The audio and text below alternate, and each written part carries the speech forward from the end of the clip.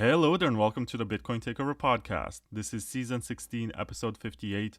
This episode is sponsored by Sideshift.ai, Bitcoin.com News, Layer 2 Labs, and Nuance.com. And we are live with Leona Hioki, one of the most prominent Bitcoiners and Ethereans and builders from Japan, who is working on a ZK rollup which promises to offer privacy and low fees and scalability, and it's called INTMAX. And also, he is one of the main figures of the Japanese conference scene. So if you're into Japanese stuff, I think this is a very good opportunity for you to learn about a part of the world which is very active, but is not in the news a lot in the West. So it's really good to have you, Leona. Hi, nice to join this podcast here. And I was quite a big fan of you, and I was always listening to your podcast. So I'm really glad to hear that. Really? Well, which podcasts did you listen to? The Zcash or related one, almost everything. Oh, that's cool. And also I'm a big fan of kind of layer 2, so Bitcoins and so related to that, I really I'm an audience of that. Yeah, about Zcash, the price crossed $500, and I said I'm gonna do this again. So I have to do the stupid Zcash pump dance, which I did first at $100, then 200, 300, 400, 500. It seems like I have to dance until I die. So this is the dance. I have to do it for my viewers. But what's this? Oh, Z. I see. Exactly. Okay, cool. Yeah. Yeah. I was I was thinking about you are kind of doing like a chicken or The chicken. bird or something. Yeah, you are mocking that. I saw that. No, this is a chicken. Yeah, a bit. I take a bit time to realize that it's Z. Anyway, it's been amazing over the last month for privacy in general. Like every coin with privacy seems to come back from the dead and catch more attention. Some people say it's just a fading trend or a fad, something that's going to go away. I think it's something that's a response to the world in which we live, which is becoming increasingly Orwellian. And I think a good place to start our conversation is just what you're doing with INTMAX. Because it offers privacy, it's a ZK rollup, it's also focused on scalability and low fees. How does this work and what are the trade-offs? Yeah, what is trade-off? Yeah, this is the best question. So basically, let's start from the trade-off. So I like this. You don't present anything positive. You're like, let's start with the trade-off. Yeah, basically, we are INTMAX, building INTMAX. And INTMAX is a client-side validation plus recursive ZKP. So what is client-side validation? So Node just kind of recode data or hash of recorded data, and everything else is client-side. So the validation of balance and the validation of the transaction, it happens on client side. For example, in Bitcoin ecosystem, the counterparty and also RGB, they are client side validation.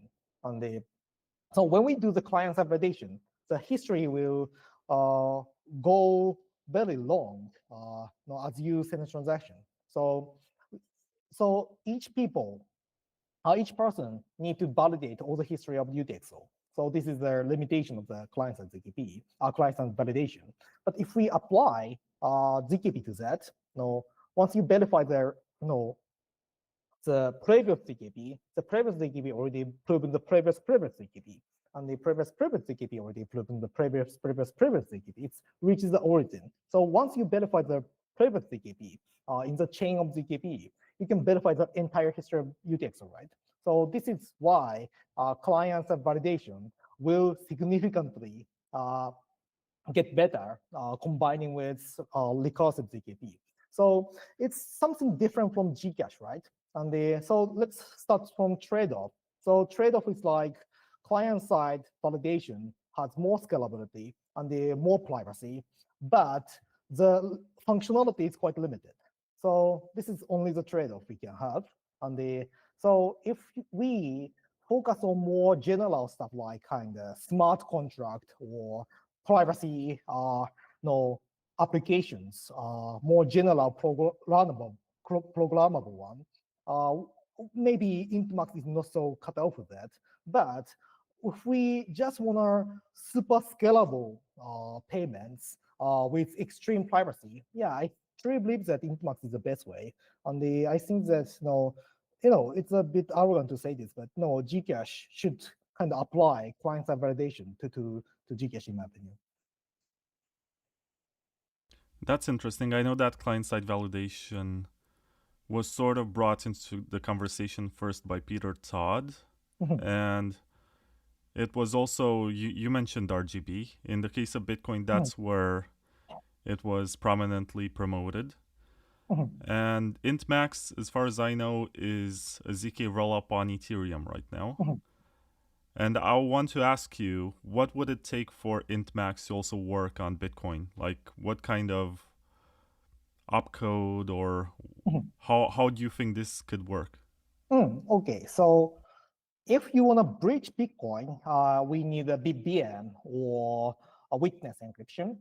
And if you want to just use Bitcoin for the recording system or double spend prevention system, like kind of minting USDC on the mega payment system in layer 2 of Bitcoin or something like that, actually no OP code is needed, just OP return is fine, because everything is on client side with ZKP. So ZKP circuit works on offline, it's totally safe. Online, offline, it's totally safe. So basically, so yeah, it works on Bitcoin. Yeah, anyway, we know it works on Bitcoin. And shared CSP published by Open Labs, BitBM, and Blockstream, that idea is very similar to INTMAX. They are quoting our paper. Basically, shared CSP is more private than INTMAX. INTMAX itself is like very private, but only the things we left is like kind of obfuscating, not obfuscating, the encrypting the sender side entirely. So senders are mixed in a block in INTMAX, and the recipient and the amount is totally encrypted or hidden. And this kind of mixing part of the senders, shared CSP, it's replacing this part with the total encryption. So they are more private, but basically very, very similar idea. So actually, let's say Bitcoin space, this kind of tendency and this direction is well discussed. And I'm really happy to do this as well. I know that there's something else which sounds similar in description with INTMAX, and it's called StarkWare. And they also promise to have scalability and privacy and low fees. And they are also built on Ethereum. They want to bridge it to Bitcoin, and they need Upcat for that. And I was going to ask, how is INTMAX different from StarkWare? So nobody can kind of escape from this kind of trade-off. So functionality or scalability and privacy, right? And basically, let's say functionality and the functionality versus scalability. This is a common trade-off, and there's no exception so far. So basically, StarkWare, absolutely, it's scalable, but it's still stateful, and it never be kind of same level scalability of stateless one, like INTMAX or Zerocoin or RGB Lightning Network. These are stateless ideas, or Plasma is also stateless idea, and they are less kind of functional, less functionality, but more scalability. And we are on the same trade-off. So let's say StarkWare have more functionality, and also it's wrapping Bitcoin, and it's very good idea to apply StarkWare, kind of Stark proving system to make a lab Bitcoin on Ethereum, for example. It's a really cool idea. And if I could switch to a new lab Bitcoin, maybe I will use it. At the same time, functionality is a beautiful features of StarkWare, and it's something making this apps unique with the Cairo language, right? And so we don't have such a VM or kind of Cairo language to make a kind of various type of applications. But yeah, we are more focused on the payments and yeah, with their extreme scalability and privacy. So right now, we are just consuming 0.08 bytes per transfer. And so it's less than 1 bit. Maybe it's a Guinness record of the on-chain minimization, especially regarding transfer. And so it's a only stateless system can do this, and the stateful system, it's a bit difficult to do this. And the 99.9% of blockchains in this industry are stateful. No, Solana, Ethereum, Solana, and the StarkWare, Arbitrum, all of them are stateful basically, and Bitcoin itself is stateful. It's more stateless friendly by UTXO design, but it's still stateful. And the stateless idea is kind of on-chain minimization, and everything happening on the client side. Yeah, we should aim to have more of these stateless constructions in the space.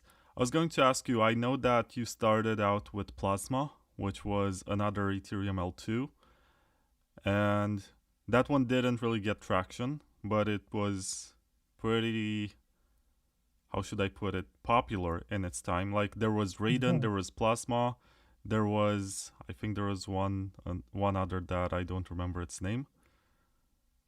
Anyway. Maybe Raiden, you want to refer to Raiden? Yeah, maybe. But what I really want to ask you is, how would you describe the differences between your work on Plasma and what you do today with INTMAX? Is there any overlap? Are there similarities, or you changed the design entirely? So basically, we started from Plasma, and I started the researcher passing this industry from Plasma researcher in 2018. And the Plasma's idea is basically a stateless idea, putting their making a same security assumption as layer one. And how to do that? Well, this is a quite a difficult challenge for many people. And in 2019, people abandoned that because people thought it's kind of impossible. And so putting the older data on core data, basically it's on-chain, it's rollup. So rollup started from Plasma, actually. And so it's I don't say it's a compromised version of Plasma, but it's like, Plasma wanted to try store all data off-chain, but rollup basically store almost all data, all history data on layer one, which is most scalable place in L1s. And this is how Plasma works. And the INTMAX, it was how rollup works. So we had one idea from Plasma. It's called Plasma Cash non-exit game style. And the non-exit game, it's like people can prove themselves having no transaction after this block or this transaction. They can prove that. And with zero knowledge proof, it's more kind of efficient way to do that. And so in INTMAX, it's borrowing this idea and combining this to the communication-based ZKP circuit, and also applying the recursive ZKP, which I told you from the beginning. This kind of combination of the ideas makes a significant improvement on Plasma, mainly fixing the problem of online requirements. So in Plasma, the biggest problem in Plasma was like people needed to be online to keep watching over the other malicious behaviors. Well, this is the limitation of Plasma. So all the people needed to be online, watch over each other. And it's a bit kind of exhausting point of Plasma at that moment. And so INTMAX is basically eliminated this point. Each people can prove that I did not send transaction after this. So this last state given by block producer is totally available still. And the people can exit money to layer one by themselves without waiting 1 week, watched over by the other nodes. No, we don't need that. So this is a significant improvement from Plasma. Yeah, to me, Plasma sounds a lot like what we have in Bitcoin with Lightning, which is interactive and also maybe not the ideal design for layer 2.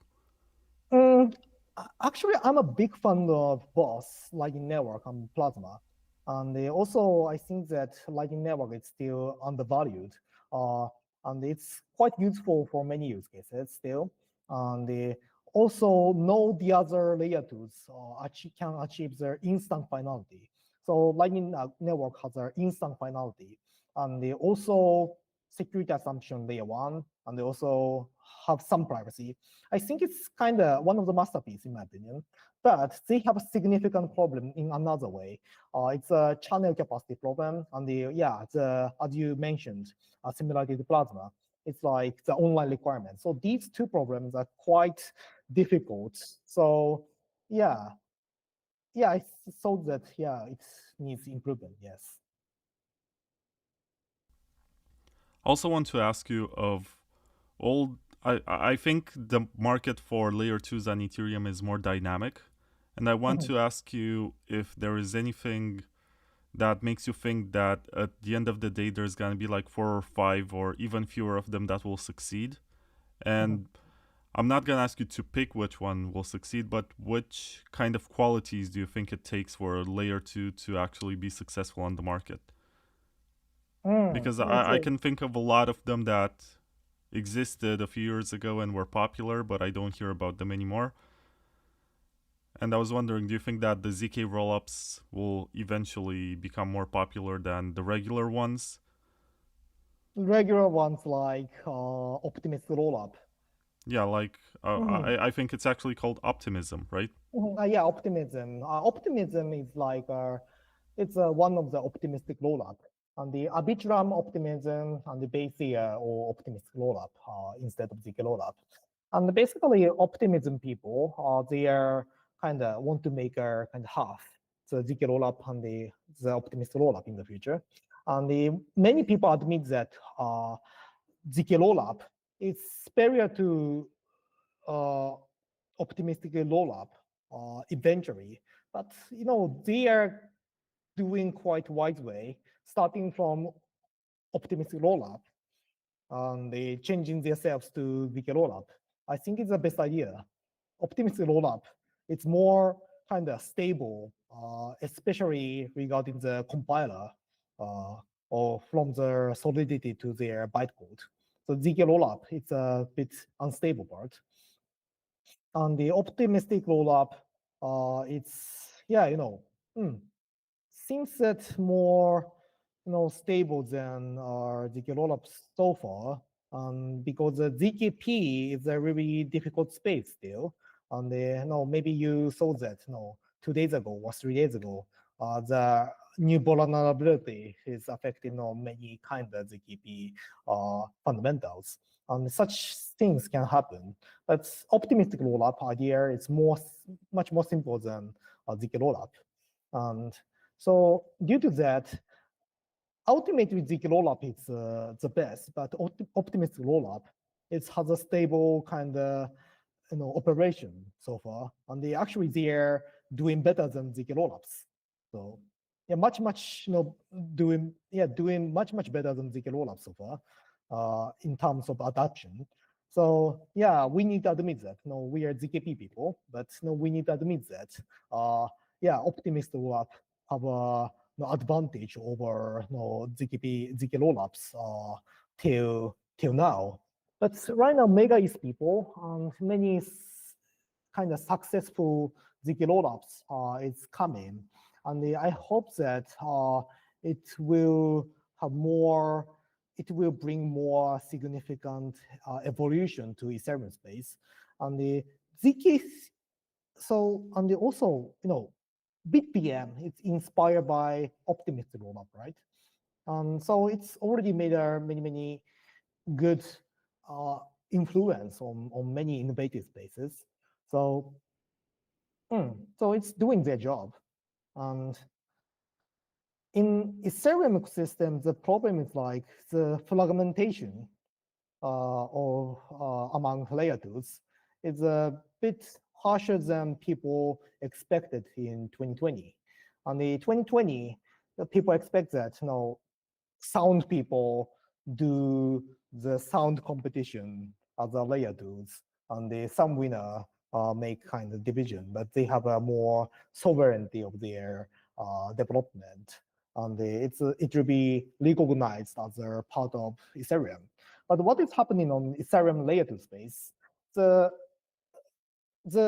liquidity and community and users are significantly separated, let's say fragmented, and also people are not recognizing layer 2s as a part of Ethereum, and this is a very big problem. And actually, it's a part of Ethereum, especially stage 2 or stage 1 rollups. It's differently part of Ethereum, but people do not recognize right away.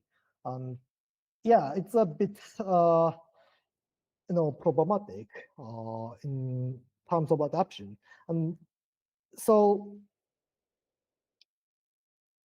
this problem also happened from our nature of libertarians, right? So libertarians and kind of freedom advocates, they easily branch, right? And they start to fight each other. And the people with good business minded kind of policy, for example, base, they can kind of have a significant influence to unite people. And they are much better than kind of libertarian mindset people, I guess. And that's what happened on the Ethereum ecosystem, in my opinion. So I love most of layer 2s, and I'm a big fan of them. At the same time, some kind of unification, unifying each other as the Ethereans is needed right now. And I'm not pretty sure in Bitcoin space or in Zcash space this would happen as well. Maybe it might be possible, right? So many layer 2s, but the one big guy with a good business mindset take everything, and the libertarians are still fighting each other. It might be possible. And yeah, so as a libertarian mindset, how we need to unify people with somehow kind of same direction, even if sometimes we don't like each other. Well, yeah, that's kind of the point of money, right? To get people who don't know each other or don't like each other to make trade with something that they both agree that has value. But at the same time, it's very difficult to promote something like Base when there was an AWS outage a few days ago or a couple of weeks ago. I don't remember. I'm very lost in time with these kind of events. But there was something that happened with AWS, which is the servers system from Amazon that you can rent. And Base was down and had some reliability issues because of this. So if anything, we should search for something which scales and enables people to validate or run individual nodes so that we don't have to deal with decentralization issues. Like, it's nice that we are creating layer 2s, but at the same time, we should also be cautious with these layer 2s to be sure that of course, they should not be as decentralized as layer ones, but they should have a degree of decentralization to Yes, enable yes. users to participate and make this more censorship resistant. Because if you rely on just a bunch of corporate servers, you can't expect that to have the values that we expect, first of all. And secondly, the people who can't afford the fees on layer one and they onboard layer twos, they're gonna have like a second class citizen experience. Yeah, it's totally true. And but actually it's everything is kind of market principle. And this is a trade-off people choose by themselves as well. And it's a bit difficult point because everybody complain about their kind of lack of decentralization and the liveness when kind of server cloud system problem happens. But they should have noticed before that. So basically, they have been choosing this trade-off for themselves. So it's a bit hard to make it happen. And having the same choice at the same time, like having a decentralization and the extremely short finality for smart contract and the extremely stable cheap gas fee at the same time. Actually, it doesn't. No, it's not on the same trade-off. So it's out of the trade-off, and it's unnatural sometimes. So yeah, I think people have a right to kind of complain about this kind of lack of liveness or decentralization. At the same time, people need to be kind of aware of the trade-off they are choosing. Yeah, I want to also talk about other topics because you said we only have 1 hour. But at the same time, one question when I talk with someone working on rollups is to explain the difference between a rollup and the sidechain. Because sidechains for a long time, like a decade now, have been kind of the goal to create the two-way peg sidechain. One of my sponsors is also Layer 2 Labs, which is trying to build the Drivechain. And that one basically is a two-way pegged sidechain that enables miners to secure sidechains with different features, like an Ethereum sidechain for Bitcoin, a Zcash sidechain for Bitcoin, and everything else that can be interesting and useful for people. But it seems like these ZK rollups, especially with BitVM, they're getting traction, mainly I think because they do not require any kind of soft work, so you can just run them with not maybe a trustless setup, but trust minimized. But I want you as a developer to tell me what you think are the differences between sidechains and rollups. So basically, it's all about having the same security assumption of layer one. So this is a definition of layer two. So in a strict definitions, maybe stage two rollups are only the layer twos, and the others are sidechain. We can say that. And so drive chain, it's not a side chain actually. It's a layer two, and it has a almost full security assumption layer one, and especially about Bitcoin, kind of two-way peg of Bitcoin. It's totally kind of same security assumption layer one, and so rollups and drive chain Lightning Network, they are layer two, and sidechain are not layer two, simply because they are, their ultimate securities on their validators. So the majority of their validators say yes, it's yes, and the majority of their validators say no, say no, it's no, and no, it's a totally different kind of system regarding security. Rollups, it's kind of rollups. We can see that rollups are side change managed by smart contract on layer one. So smart contract security is guaranteed by layer one security, right? So yeah, rollups are side chains, which is managed on the and also, let's say, regulated by smart contract.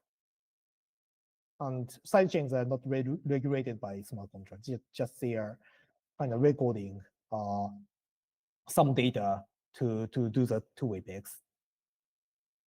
I think it's also useful pointing out that in Bitcoin right now, the rollups that we're gonna have, like Citrea or Alpin, they're optimistically verified rollups. They're not full rollups like in the case of Ethereum. Yeah, many limitation on Bitcoin kind of script. And yeah, I think some kind of trick is needed like that. I think so. At the same time, sometimes I feel kind of, it's not strange, but I feel wonder.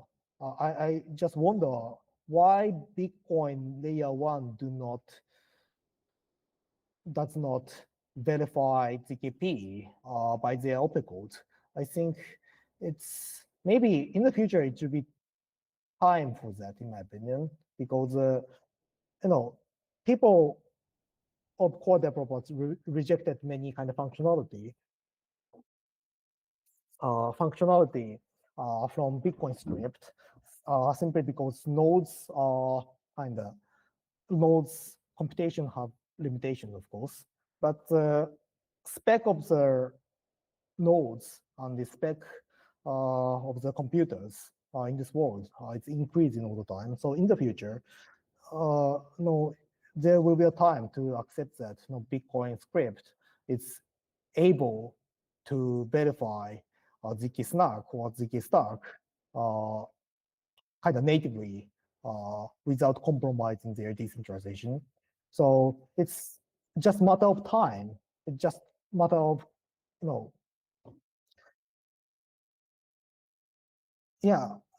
timing to kind of introduce that new OP code. So the problem is when that. And so what do you think about this point? The ZK snark, many people are inventing many ways to verify ZK snark on Bitcoin. And the BitBM is the most kind of significant way to do that. But so right now, why don't we kind of introduce new OP code for that?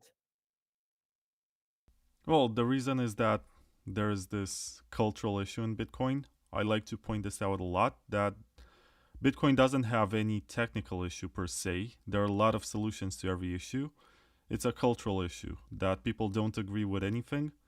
And it's very difficult for them to understand because I think along the way, while we accepted mass adoption, we also onboarded a bunch of people who don't really understand how Bitcoin works. And they think that as long as the price goes up, there's no need for any technical improvements to be made. If anything, they think that these technical improvements can actually be detrimental and make the price not go up anymore. Because maybe that Wall Street investors or, I don't know, central bankers or whatever, they will get cold feet about Bitcoin and be afraid to purchase any more of it and potentially sell it. And that's why I guess a lot of users are very cautious about any proposal that can bring more privacy or more scalability on chain. Because basically the scaling layer that we have nowadays is the ETF or the paper Bitcoin. I think those are the most used ones today. They're more popular than the actual base layer, but it's also an existential threat to Bitcoin because the price can't double every 4 years to keep all the miners profitable. And we do need to get to a point in a few years where a lot of the mining revenue comes from transaction fees, which we still don't have. Yeah. So do you think bringing kind of more revenue out of Bitcoin transaction fee and block reward, like kind of rewarding the transaction fee in Drivechains, transaction fee in the other side chains or rollups, they have bad effect on Bitcoin or good effect on Bitcoin. So miner can have more rewards by kind of running or verifying layer 2s or EVM chains whatsoever on Bitcoin. I don't see the bad effect. It's just that it's a lot of politics. And you look at it from the point of view of an engineer. But if you try to invest a lot of time into promoting upgrades on Bitcoin, you're going to see that anything that requires any kind of soft fork gets frowned upon. And even the stuff that doesn't require a soft fork gets frowned upon. And they're like, oh, but do we really need this? Because we were supposed to use Bitcoin in this way. But the problem is that it's not used in that way. It did not get this critical adoption at the base layer. A lot of the ways in which Lightning is used is custodial. And still the liquidity on Lightning is very small. It's like 4,000 Bitcoin. So by a few metrics, the Lightning Network is not successful. Liquid Federation is also not successful. It's a bit depressing. Once again, one of the sponsors of the show is Layer 2 Labs. Let me promote the sponsors and then we can move on to the next topic. Layer 2 Labs, and they have the software that's ready. So if you want to see what the future of Bitcoin can look like, you go to layer2labs.com/download and you try the software on the Bitcoin Signet, which I think is very polished and functional. And if you need someone to send you some coins so that you can experiment on the Signet, there's also a Telegram chat that's called Drivechain Talk. Check it out. I think you will have a lot of stuff to discover, and it can be a very fun weekend project. Another sponsor is No One's, which is a peer-to-peer marketplace which aims to empower the global south. The CEO of No One's is Ray Youssef, who was previously active in Paxful as the CEO, but he discovered that you can't really reach this goal by being based in the US, because you have to deal with a lot of regulations that stop you from it. So he created No One's today, and it's very popular in Africa. It's super popular in South America and the Middle East. And basically, if you decide to trade your Bitcoin on No One's, you're giving liquidity to these people who are going to be buying it from you and reselling it within their communities at a premium. But the principle is called everyone gets a seat at the table and everyone eats. If you want to check out No One's, it's noones.com. And they have a marketplace for goods and services. They have a spot exchange. They have a peer-to-peer exchange and also a debit card for spending your coins. There is also Bitcoin.com News, which I think does a very good job nowadays at being balanced. What I like about them is that they're not as political as Bitcoin Magazine and also not as corporate as CoinDesk. They find sort of a middle spot where they also present some community efforts and also push out some press releases, which I guess is the industry standard. And they also cover gold and other markets which maybe are not present on other websites. So I check out Bitcoin.com News a few times a week just because it has very special coverage that I don't find anywhere else. And I recommend people to go to news.bitcoin.com because they're no longer the website that says BTC is slow and expensive and you should use BCH. Now they're even orange. So check it out. And last but not least, there is Sideshift, which is the place where you can swap coins. If you have USDT or USDC and you believe we're in a bull market, then you can basically swap immediately with very good volumes and low fees. And if you believe we're in a bear market and it's time for you to swap into stable coins, you can also do that. So check it out. It's sideshift.ai, sideshift.ai. Not available in the US, unfortunately, but pretty cool otherwise. I also want to ask you, Leona, about basically your Bitcoin journey and what Bitcoin is like in Japan. Because, of course, Bitcoin has this story with the creator who has a Japanese name. I'm curious if that matters a lot in Japan, if it motivates people to get more involved, if there are more projects. I think the only other person I've interviewed from Japan was the CEO of Nayuta, a Lightning Oh, okay, implementation. yeah. And I'm curious because that was a few years ago, and I don't know much about Japan. I would love to come if you ever have a conference and you need someone to do stuff. Mhm, I can join. That's gonna be a perfect excuse to visit Japan. mhm. And yeah, what's it like? Mm. So first of all, Satoshi's name, I'm not pretty sure people kind of care about that so much because maybe people thought that, maybe some foreigners named after Pokemon Satoshi. And Oh yeah, yeah. no, For yeah. context, Satoshi is the name of Ash Ketchum in the Pokemon series. So in the West, his name is Ash Ketchum, but in Japan, he's Satoshi. I see. I didn't know that. So maybe what's wrong statement? Yeah, maybe possible. And Nakamoto, actually, this name is not so popular, and it's a family name.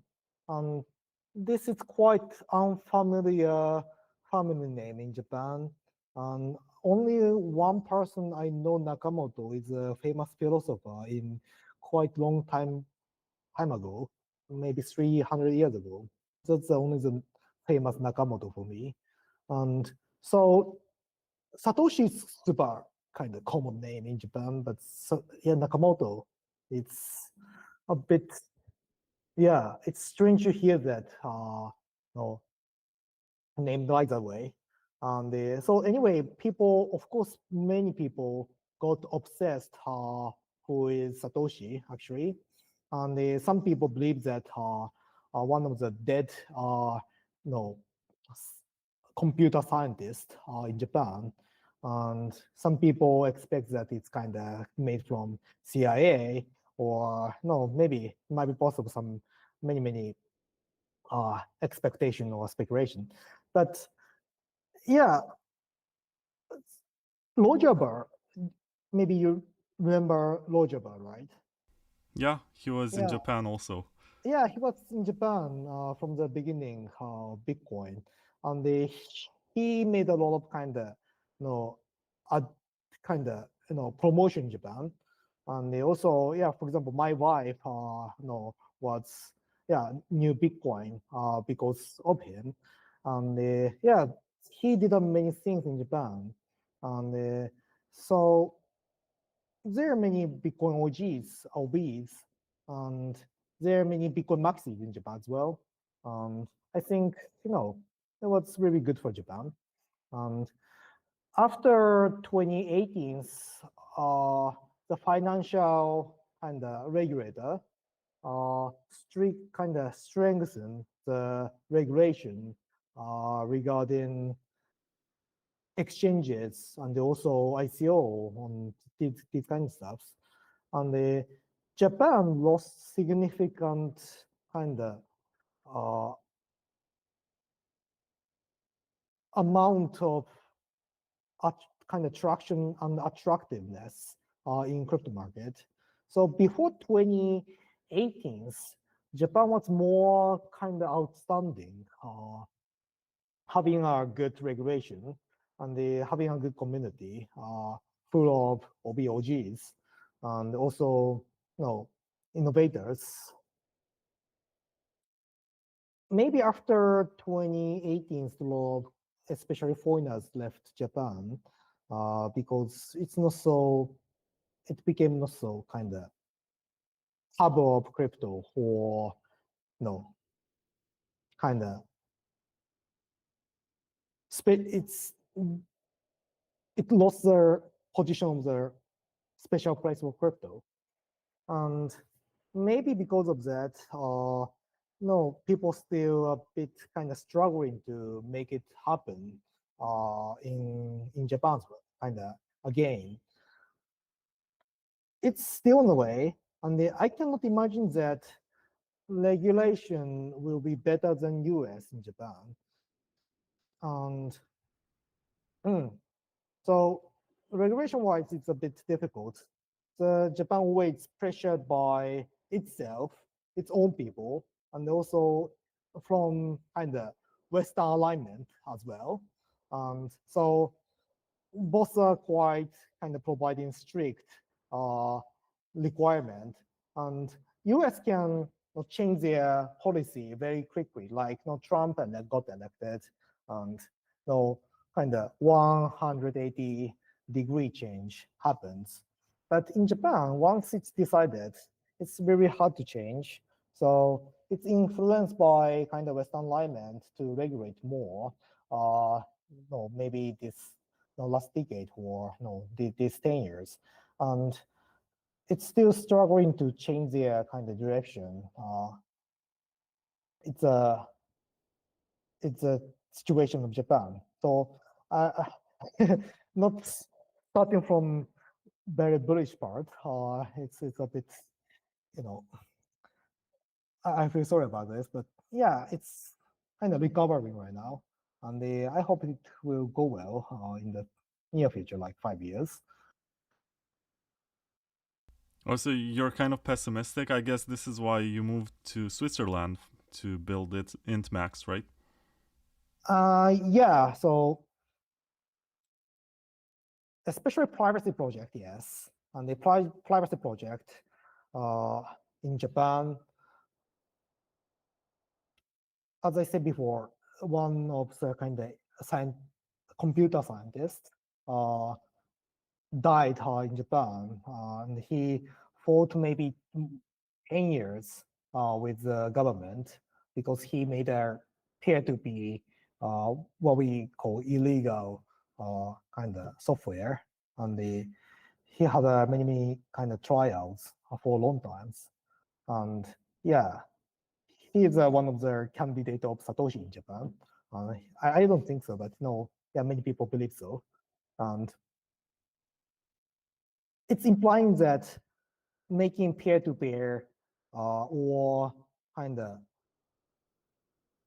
crypto-related technology, it's irrationally pressured or not only regulated, kind of irrationally pressured in Japan at the time. And yeah, it was a very difficult time. And I didn't have any kind of candidate besides Switzerland because many places are not so friendly to privacy, and the US, of course, at the time. After Trump, it's changed a lot, but before that, it was almost impossible to go there as a foreigner to start privacy project, in my opinion. And so, yeah, that's the reason why I moved to Switzerland. It's not like Japan was, but it's kind of especially bad, particularly bad. Many places were totally awful to privacy tech at that moment. And yeah, so Switzerland had a quite rational way to regulate it or kind of not so hostile policy regarding the point. So yeah, that's good. I remember last year, and I'm not sure if it's nice to disclose, but Amir Taaki has had a lot of these situations. He is building DarkFi in Switzerland, as far as I know, and I think last week he was actually raided by the Swiss police, and they tried to arrest him and made him sign documents. But last year I met him in Mexico City for a privacy conference, and when he made his way and he was a bit late, he said that he was actually detained in Japan for a few hours at the airport. And they were trying to ask him questions like, are you trying to undermine the power of nation states? Are you trying to destroy our currency? Stuff like this. In Japan? Yeah. Well, why? Oh. And I think he was in the HBO documentary about Bitcoin, and he presented this very anarchistic perspective of Bitcoin, and maybe he was like sort of a celebrity for a while when he was traveling, and they saw him and they recognized him. And I guess he's also on lists because of some political statements that he's made. Yeah. So when was that? You mean which Japanese city or airport? Oh, when was that? When? Yeah. A year ago. A year ago. I see. It's strange that he got detained there. I in mean, the he was airport. held for questioning for a few hours. I see. But there's no way to kind of attack the currency of Japan, just kind of stay in the airport, right? Of course not. Yeah, it's strange. But basically, in Japanese society, they're not so familiar with libertarians. So it's a long history in Japan. Kind of such a rebellion against the emperor. So emperor remained for 2,000 years. It's the same dynasty, same one dynasty. And the 1,000 years ago, the dynasty itself was detached from the power. Like in Japan, of course, it's like it's same as England as well. And the power and the crown were detached from the power, political power. And it's been a while, 1,000 years. And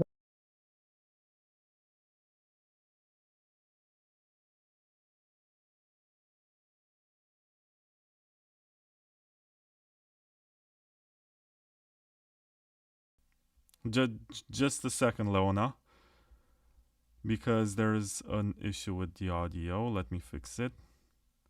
Okay, you're saying about issues with the Emperor. I apologize to everyone. I've been dealing with this weird since I updated OBS to the latest version on macOS. I've been dealing with this glitch, which I guess after an hour or something, the audio cuts off. But now it's fine. I fixed it. Okay, got it. So, okay, so to summarize this, so yeah, Japan has a long history detaching crown from the power. Maybe it's over 1,000 years, and so nobody had enough excuse to have a rebellion against emperor. So emperor has been at top of the society for a long time. It's more than 2,000 years, and it's with this kind of condition or with kind of historical condition, kind of libertarian is quite weird, kind of existence in Japanese society, right? So why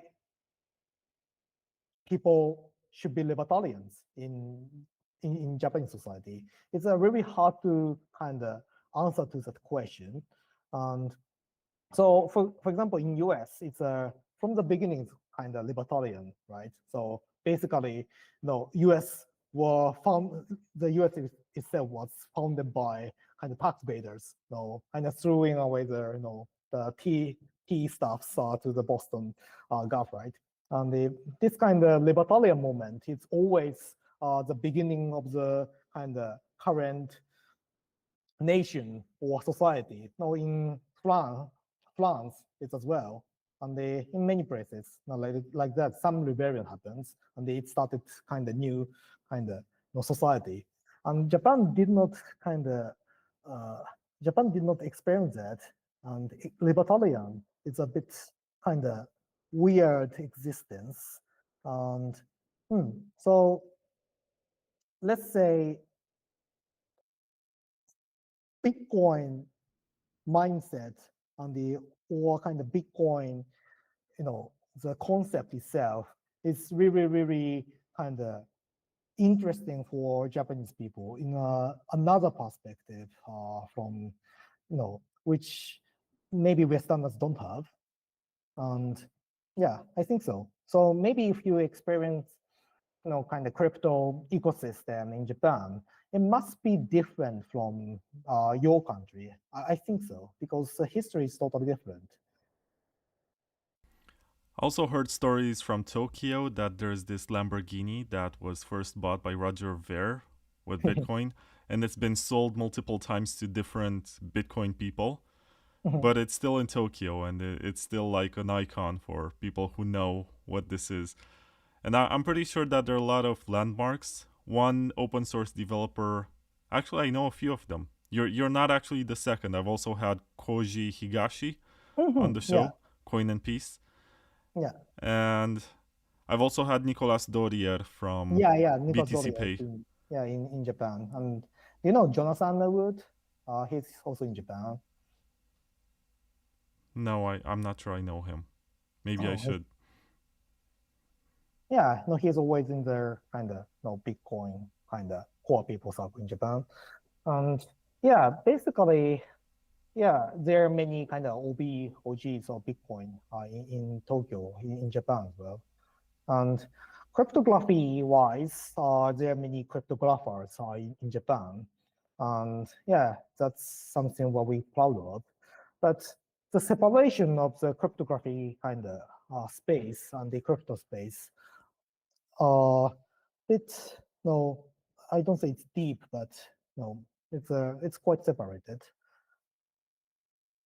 So I don't know anybody from cryptography kind of academic space attending to for example, Bitcoin conference or Ethereum conference in Japan. It's I think it's really rare.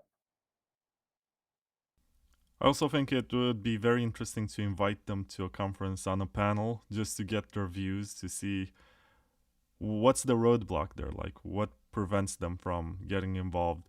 Maybe it's a sense of loyalty, because for a long time cryptography was attached to the nation state and to national security, and cryptographers are sort of people working for the government for defense purposes, to secure important documents or whatever, communications. Yeah, the last crypto war was actually not the blockchain war.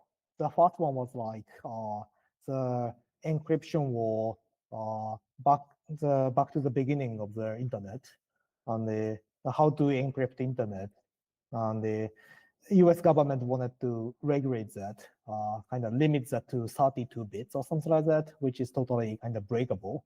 And yeah, so cryptographers did a lot of job to make this kind of internet space separated from the power of the nation states. And maybe the financial cryptography, the conference started from Anguilla, island of Anguilla near US. And a lot of tech libertarians went there together and start this movement. And yeah, Bitcoin's kind of on this long history started from that kind of start of that movement. And yeah, right now, yeah, cryptography, financial cryptography conference itself, it's very blockchain oriented, or kind of basically occupied by blockchain people, but actually they were kind of older than history of blockchain. And yeah, I think it's quite interesting history. They already had a lot of fight before Bitcoin. Yeah, and just for the record to the listeners, I also have an interview with Phil Zimmerman about PGP. And I think it's one of my highlights from 2 years ago. You can check it out. It's, I think, season 14, episode 20 something. Search for it. I think it's really good. It's about 30 minutes long, so it shouldn't take too long for you to go through it. But it's really amazing how far we have come, because Satoshi himself used PGP, and this was part of his setup to be able to stay anonymous. And without the fights that cryptographers before him have fought, we would not be here. So we gotta pay respects to David Chaum, to Phil Zimmerman, to all the others who, in times when there was no money to be made from this, there was no coin on which they could speculate and make a lot of money, they defended this technology and they made sure that it becomes available to the masses. Without them, we could never have Bitcoin. Yeah, maybe I need to watch that as well. But Yeah, how many stories did you already kind of podcasted? By stories, you mean episodes? Yeah, episodes, yeah. 300 something in almost 7 years. Cool. I used to do it like once per week, but now, for example, this week has been the craziest. This is, I think, my 4th or 5th this week. Seems like... Because of Zcash. I don't think it's because of Zcash, it's just scheduling. For example, the previous episode was the CEO and the CTO of Trezor. We actually did a live unboxing and demo of their new device, and that's where I also met you in Prague. Yeah. At the Trezor event. I have this on my desk still, and I did the initial setup with it. It's an interesting device. It actually pairs well with the iPhone, which was part of the reason why I wanted to do that, because before this, there was no way to use a Trezor hardware wallet with your iPhone, and now it's possible. And I think it's a game changer. Yeah. Recent one is kind of more Bluetooth oriented, and I like it.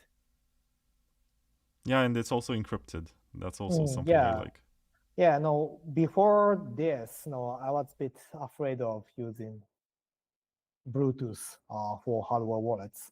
But yeah, no, this one, I really got relieved to use it. Yeah, but you also have the screen to verify. So when you're signing, you should always double check. Don't blindly trust the hardware. Yeah. Because there's the other one, I think it's called BitKey by Jack Dorsey, and it's basically a rock that you hold in your hand, and it has a couple of buttons to confirm transactions. Like, you should always have a screen on the device to verify. If you don't have a screen, it's kind of pointless. Yeah, it is possible. And it's a lesson that people should learn. I don't know why we have this mentality that people try something for the first time when in fact it's been tried before. The first Ledger Nano had no screen, so that's why they made the Ledger Nano S. That's what the S stands for, screen.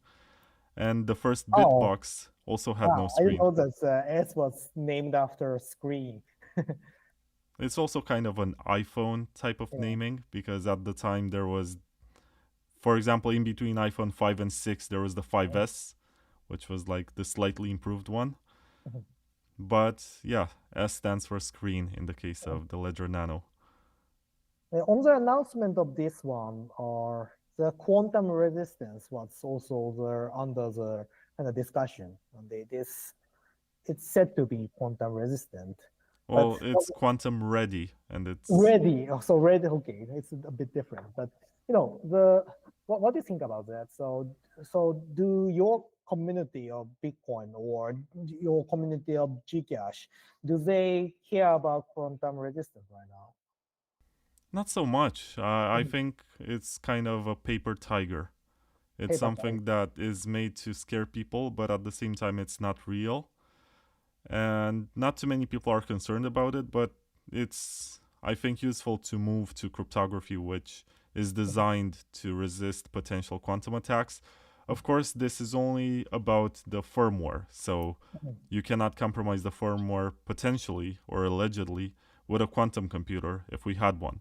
But the coins in your wallet, they can be compromised because they still use ECDSA and signature schemes that, if we actually got there to that point of computation, they could be broken. So the fact that you're using this Trezor, yes, is more secure than the average hardware wallet, but at the same time, you should not expect it to protect your assets from such stuff. Quantum computing, because that's not how it works. They added this quantum cryptography, I guess, because it's fashionable and because it's part of the trend to move from the old style to something that is more resilient. Yeah, one thing we need to care about kind of quantum computing and privacy stuff. Basically, privacy project cannot realize that they are hacked immediately because the cryptography is broken by quantum computers. We don't have way to realize that. What do you think about this point? So it's some people might say that it's a bit scary in comparison with non-privacy kind of preserving projects. Yeah, so what you're referring to is that we can have situations where people get robbed and nobody else can see. Yeah, exactly. And we can also have situations where there's hidden inflation. Yeah, maybe something like that. And maybe hackers do not do the significant inflation for the beginning. And when Mt. Gox was hacked, the hacker did not steal all the money at the same time, at one time. Basically, they kind of steadily withdraw from Mt. Gox and they maximize their kind of profit, not to kind of scare people. Yeah, but that's actually smart. That's Yeah, yeah, how withdrawals should be done, so you yeah. don't Mhm, you fly under the radar. That's mhm, how it works. But I understand what you're saying. I think the design of Zcash, which was from the beginning to have a transparent side and a shielded side, is what eventually Bitcoin will become. And I also believe them when they say that this is why they made it like this, so they can prove that there is no inflation in the system. mhm. And also to make it compatible with Bitcoin, because if they went shielded from the beginning, I don't think that's ever gonna happen. In Bitcoin, we are culturally tied to this model, Mhm. and I think privacy will always be an option for better and for worse. Yeah, I think it's quite wise. The you know it's interesting that UTXO itself is very unique idea from the beginning. So if I, the founder of the cryptocurrency, for example, I maybe I have no talent to make start from UTXO. Maybe I will use kind of more account-based model, like everybody's balance is recorded to one kind of slot, and it's more easier way to understand, right? And maybe it's more easier way to kind of easier way to implement and design. But UTXO is adopted by Bitcoin, and it's really interesting. And I think that they prepared for the thought fork in the future, or adding more functionality like privacy or scaling afterwards without doing the hard fork. And it's a good match, UTXO, to on the thought fork based functionality expansions. And yeah, so maybe it might be possible, the founders of Bitcoin prepared for this kind of moment to have more functionality without security kind of security problem or kind of fear of the uh, security regarding having new functionalities. Yeah, first of all, I like how you refer to the founders of Bitcoin, like there are more of them. And I also think that we should look back into what Satoshi gave us, because he disabled some opcodes at one point when he was concerned about potentially having some vulnerabilities. But the intentions of Satoshi was to have a much more powerful tech stack that enables builders to do a lot more with Bitcoin. And he was also not this toxic kind of guy who said you should not do this with the technology. He supported Namecoin when it was called Ah, Bit Names, I think. And he said, yeah, it should be a merged mined blockchain with its own asset, and the miners can collect transaction fees from that one too, and also mining rewards. Like, he was very open about this kind of stuff, and he left us with a lot of interesting technology which we're not currently using. And there's this renaissance of people looking back to see, well, what did Satoshi also build? Well, in the initial version of the software, you were also able to do this and this and this, and today we don't have that in Bitcoin anymore. And it's interesting. It's interesting also as a thought experiment, like what it could have been if we had all of these opcodes and developers could build without asking for permission. But it's also interesting as a challenge how to bring them back. I think, once again, the issue that Bitcoin has is not technical at all, it's cultural. It's people who have been indoctrinated to a degree that Bitcoin is digital gold, and they have been sold ideas about what this means. And then someone puts inscriptions on the blockchain, and everyone is shocked. Like, how is this even possible? And they have no context of colored coins or counterparty or something else that came before. And then they act like they should purge the blockchain to make sure that there are no such transactions ever recorded. And they also become overly concerned about the kind of content that gets inside, because we spent so many years saying Bitcoin is permissionless and there's nothing you can do to stop a transaction. And then you have a part of the users who come along and they say, well, let's filter and let's make it so easy for everyone else to filter by running this version of the code. And I don't see how this is gonna lead to a positive outcome where governments can just come to us and say, hey, since you're filtering these transactions, why don't you also add this list of addresses that you're blocking? Why don't you also add this list of nodes that you're gonna be blocking? And once you open up the floodgates and you accept that you'll be filtering, I don't see how you can say no after that point. If you don't think Bitcoin is a digital gold, what do you express Bitcoin? How do you express Bitcoin? I think it's a money network. Money network. It's a computer network, first of all, which issues this currency that people use in different ways. And I also think it's sort of like Linux. It's a design that was left to us that we can modify and we can fork and we can experiment with it. It should not be monolithic. I remember there was this guy, Rodolfo Novak, who is the CEO of CoinKite, the company that builds the cold card wallet. For a while, he was playing with licenses that restrict use to altcoins. So basically, you can only use the software for BTC and nothing else. So he was trying to do this, and that's not really open source software. And that's not really something that gives incentives to other people to pick up and try to break and try to build something useful and maybe find other bugs or improve upon it. Like, that's why I say that Bitcoin is like Linux, because it's supposed to be tested and you're supposed to use the code for other purposes and find either limitations or opportunities to it. So is Bitcoin monolithic right now? So basically, we have many kind of layer 2s on Bitcoin, and there's a many ways to scale that. And so is that kind of defined as a monolithic chain or kind of cryptography system? Do you think so regarding Bitcoin? I think right now it's like 60% of the market. Maybe 50 something, I don't know. I haven't looked at charts lately.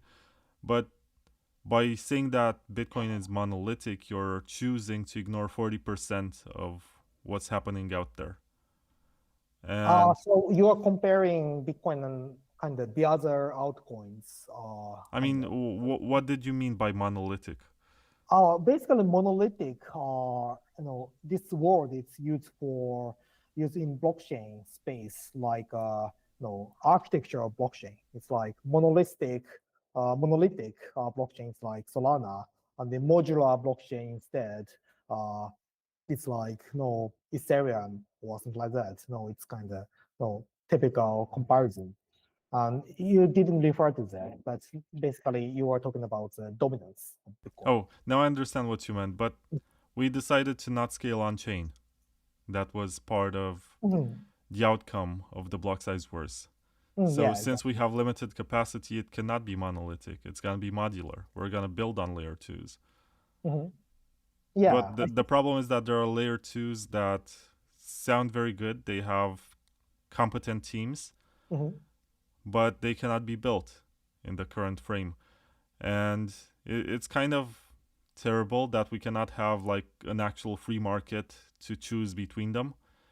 And it becomes monolithic in the sense that we decide culturally that, for example, Lightning is the way to go, and that's the only way. And then we run to all the problems that it causes. And we realize, okay, this cannot be the only way. But we have spent so many years already working on this. And we have fallen behind. I think Ethereum has more interesting layer 2s. There are ideas that Bitcoin can take from them. And part of them are coming back, like ZK rollups. But still, I think we should have proper sidechains, which we have been promised for 10 years now. And maybe that some of these new ideas also have a place. It's just that most of them require some sort of covenant soft fork or opcat or whatever. And I don't see that coming. And I wish we could let these builders actually build and we could just choose the best stuff that's out there. As far as I remember, Drivechain, basically it's based on BIP 300 and 301, but basically 301 it's it's kind of optimal, and we can have another kind of alternative way to do the same thing instead of BIP 301. And the BIP 300 itself can be replaced by BitVM, right? So actually, it's drive chains kind of available right now, isn't that? I think they could be built with Upcat, but there are two dimensions to the drive chain proposal. There's the actual drive chains, and there's also BIP 301, which does merged mining, blind merged mining. Yeah. And that one would actually provide some protections that you don't get only with Upcat. Like, technically, you could make these miner enforced sidechains. I think that the 301 can be replaced by adapter signature or something like that. And so, yeah, only the problem is like 300. And maybe I should get you in a call with Paul if you have any I'm interesting idea. Yeah, it's what are unexpected pressure. Are you friends with Paul Stortz? No, I'm just following him. Okay, maybe I should connect you if you think that you can replace BIP 301 with something else. That's interesting. Even though I see that there is interest in activating this on Litecoin, and let's see how that goes. Because there's a lot of concern in Bitcoin that this can lead, for example, one of the situations described is that what if one of the sidechains becomes dominant and has more transactions and more activity than the base layer? Like, isn't there an incentive there to basically pervert what's happening with mining? And also, there are people concerned that if you're going to have different sidechains with different features, like let's say you have a Zcash sidechain and an Ethereum sidechain, they're not going to be equally valued on the market because maybe there's more demand for the privacy sidechain than there is for the smart contract sidechain. And therefore, you're going to have different kinds of BTC which trade at different prices. But I think that's not much of a concern, to be honest. The market will solve this. You already have a bunch of wrapped assets and all sorts of liquid coins which represent ownership on another blockchain. Like if I look at CoinGecko right now, in the top 10 you have Lido or Lido staked Ether, and you also have wrapped Ether, STETH. You have wrapped Bitcoin, wrapped Beacon ETH. Yeah, or Coinbase Bitcoin. Exactly. Many. But yeah, let's get back to the discussion regarding the drive chain. Drive chain.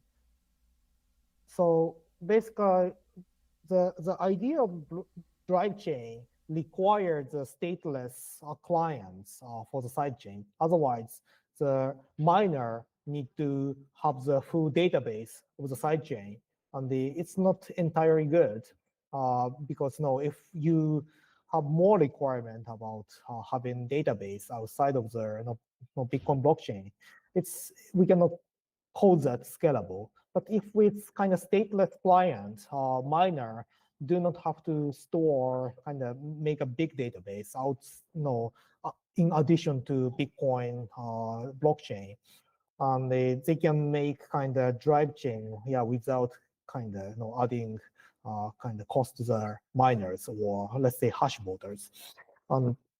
So I think drive chain should be revisited by people because it can be more kind of functional with more functionality like EVMs. And actually, if we apply stateless client of Ethereum to drive chain idea, Ethereum main chain itself or Ethereum layer 2s can be one of the drive chain for Bitcoin. It's not kind of defining the which is greater. It's literally technically we can say that no, stateless client can be a drive chain. Ethereum layer 1 can be a drive chain of Bitcoin.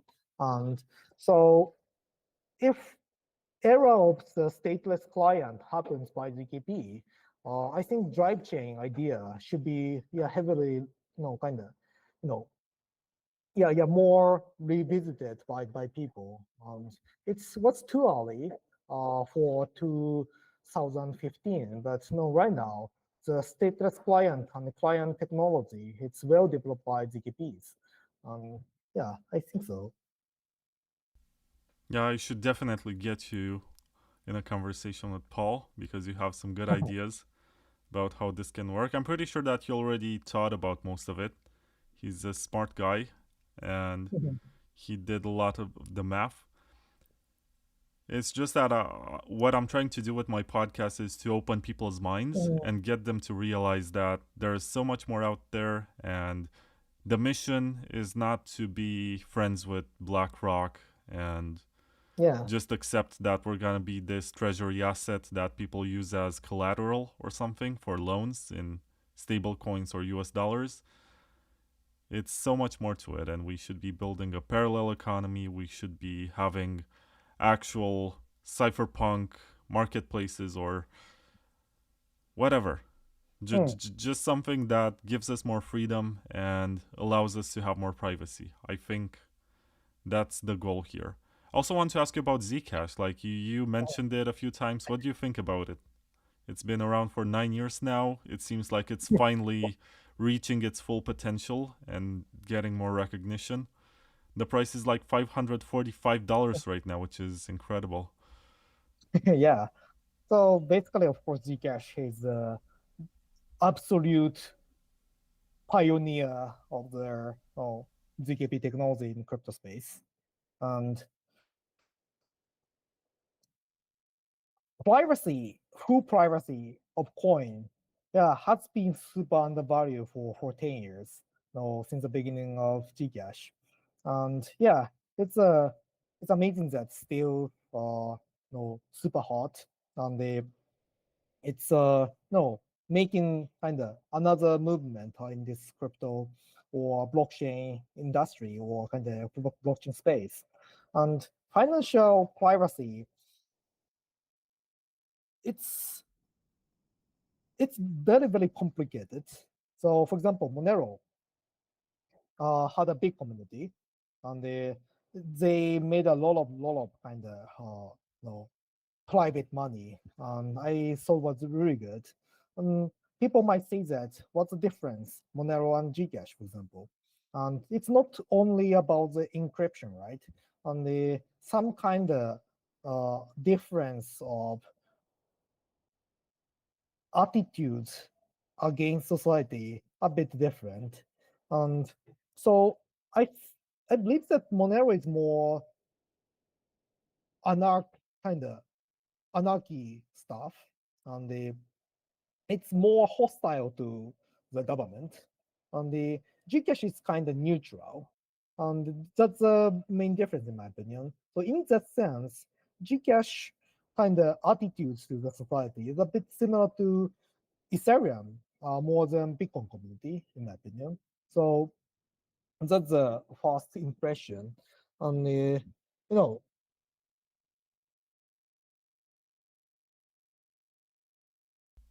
Leona? yeah, sorry. Oh, I was thinking you froze or something. Like maybe there's a technical issue. I was literally froze. My brain literally froze right now. But no, it's thinking about how to describe the kind of mysterious features of Gcash. I cannot expect how it will be like kind of 10 years. And this is a really interesting point, right? So most of the system in crypto industry is more expectable how it will be in 10 years or 5 years. And Bitcoin will be like this, Ethereum will be like this, layer twos will be like this. We can more I feel it's more expectable, predictable. Gcash, it's really unpredictable for me, and this is why I'm super excited. And also, I'm fully into this financial privacy space, which is a small space in crypto space, which is getting bigger. So what do you think about this? So what do you think Gcash will be like in 10 years or something? Oh, that's a good question. So there are two scenarios. There's one where Bitcoin adopts the technology of Zcash, and there's one where Zcash remains the only one of its kind. And I think both of them are kind of bullish for Zcash, because if Bitcoin acknowledges that this technology is useful, then they can use Zcash to be like the layer that pushes research to the next level. Like they're trying whatever is avant-garde in academia and advanced cryptography that maybe is too experimental for Bitcoin to actually try.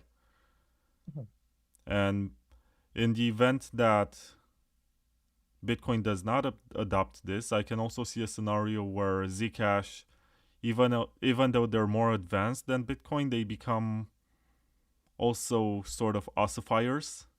And they say this technology is good enough and we should not mess too much with it. And the community will just want something that gives them the right kind of privacy, but also makes the number go up, makes them rich. So I think if Bitcoin adopts zero cash, which is the protocol that Zcash uses, then there's going to be more innovation and there's going to be more of an incentive to push privacy to the next level. If Bitcoin does not adopt that, I think there is a chance that if the community gets bigger, there's going to be more of a movement to become conservative. But also I think there's going to be a push to find the next big thing that Bitcoin might adopt, because Zcash was started by some of the most bullish and positive OGs that were in Bitcoin. You can actually find their accounts on Bitcoin Talk, and you can find a lot of their tweets until 2015. Vitalik himself was quite a Bitcoiner. No, he was the editor of the Bitcoin magazine, right? Yeah, and Zcash has 21 million coins and was designed exactly after Bitcoin. Started with 12.5 rewards, just like it was at the time in Bitcoin. So obviously, if you look at some of the design choices, it's clear that this was meant to be something that is gonna be used by Bitcoin, but somehow the culture changed. And I do respect what's happening in Zcash, and I like it a lot. And I wish this was Bitcoin instead. We wouldn't have to talk about Bitcoin and Zcash right now. We would just talk about shielding your Bitcoin. Yeah, maybe possible. But I'm enthusiastic that privacy is popular, and also want to add something to your classification where you described Zcash and Monero and how they're different. I think that they try to appeal to different markets. Monero is very focused on darknet and this idea that they should facilitate the purchase of goods, while Zcash right now is focused on DeFi. It's integrated with Hyperliquid and near intents. So basically, it's this intermediary asset where people try to break the link between their trades on DeFi. And basically, if traders don't want to reveal how much money they have, or they want to get some privacy at some point, they swap their stable coins into Zcash, they shield it, they wait for a while, and then they continue their trading by pegging out small amounts like you described that the Mt. Gox hacker was doing. So this is a strategy that they can use to minimize the amount of information that they give to the market about the money that they have. And I think that this market is more liquid and more dynamic than darknet markets, which are sort of more predictable and not really expanding. But I also see some brick and mortar adoption for Monero. Like there are some stores, like in actual real life, where you can go and pay with it. Yeah. Maybe Zcash will also get that. But right now they chose a more interesting path, which is to become a DeFi asset. And by design, the fact that they have this transparent and this shielded side of it, it makes it easier to integrate. But still, nobody is kind of making Zcash, wrapped Gcash on Ethereum right now, right? On Solana, it's available, right? I guess there's an opportunity there. But Zcash has been big for Ethereum because that's how ZK rollups were built because of the research that Zcash did. And also there's Tornado Cash and Railgun, which are using some of the ZK Snarks libraries. Yeah. So I feel happy for these guys. They deserve it. I don't hold a lot of Zcash. I wish I did. But when I see that the price is going up, all I think about is, well, these people are going to have more research money. And what they have done so far is really amazing. And I really look forward. They have something called Taaki, which is going to use oblivious synchronization to scale the privacy of Zcash to potentially billions of users. Interesting.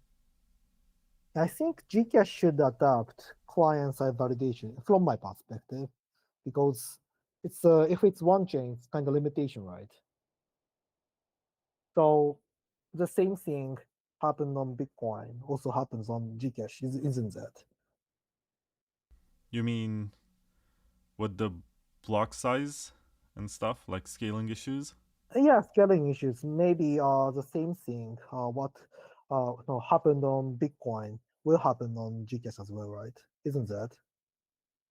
It's very possible. If there's a lot of demand for block space, people can just fill the blocks and increase the transaction sizes.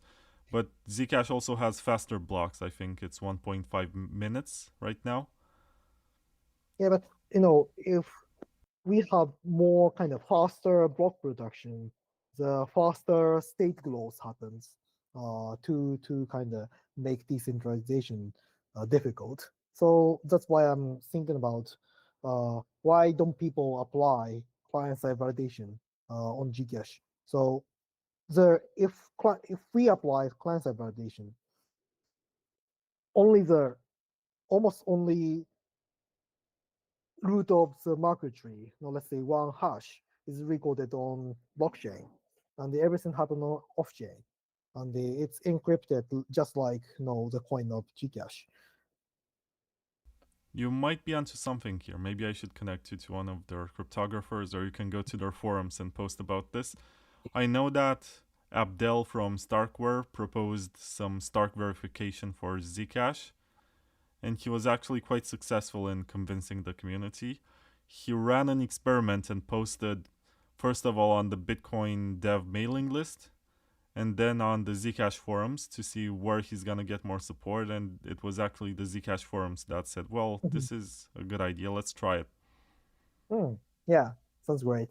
And 1 year ago, Zooko was following me, but after I retweeted some kind of chart, stupid, tweet, he unfollowed me. So I don't know. Like, he's very unpredictable. He used to have me blocked for a while. no, really. I don't know exactly why, but I had to ask someone else, hey, can you tell Zooko to unblock me? And I think last year we got on a call because I interviewed Roger Ver last year, and a lot of the Bitcoin community hated me for it. And it was a bit dramatic for reasons which I don't understand in retrospect.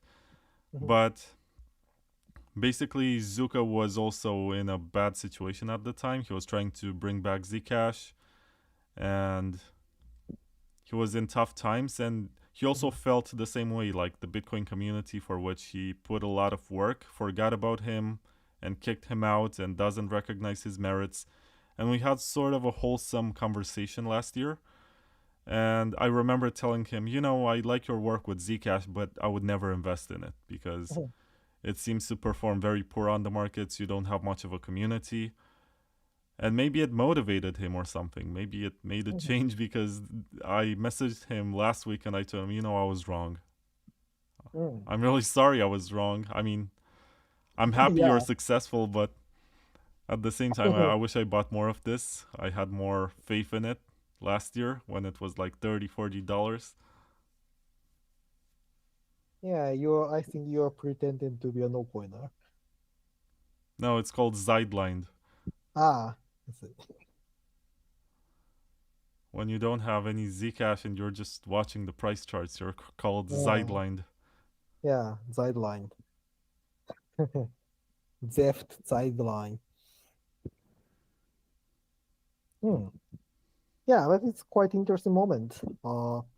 I didn't expect that Gcash. I was tweeting about Gcash will kind of get close to Monero, but this kind of flip happened. No, I didn't expect that so early. I see lots of predictions, and I think the dominant narrative is that it's coming for Cardano and Solana and Ripple potentially. Like Ripple is the one that everyone hates, right? Yeah. How about you? I don't think too much about it. I think I hate it too. I just don't get it. For so many years they Yeah. have been saying the same things, like we're gonna replace Swift and we're gonna be the settlement network and our coin is gonna be used for settling banking transactions, and then everyone gets excited and it's been like 10 years or more and they haven't done anything, but they keep saying the same old story. And it's like a game of poker where the only two cards they have is we are made in the US. Yeah. And they also complain about Bitcoin being mined in China or being too energy intensive or something. They started a campaign against Bitcoin 3 or 4 years they ago. did that. I remember that. No, with Greenpeace. What's that name of the movement? Fork the code. No, or change the code. Change the code. Yeah, I remember that.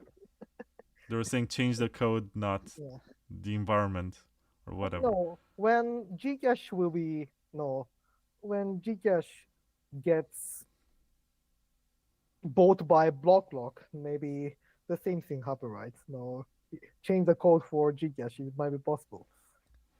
I think they're already talking about having a hybrid of proof of work and proof of stake. Oh, really? It's a proposal that was presented, but I think some of the people rejected it and said, well, maybe that the mining looks centralized right now, but if the price goes up, there's going to be more of an incentive for other mining pools to get created, and the free market will solve this issue. And I've also heard the proposal to basically make Zcash mineable just like just like Ethereum was a few years ago before it switched to proof of stake, to have like 15-second settlement and be able to mine it with your GPU. Yeah, it's a bit difficult topic because I believe that Gcash should remain POW network, and so a lot of people think about CO2 emission or kind of carbon emission or POW or something like that. And in my opinion, the coin should come from competition. And POW is most pure competition, right?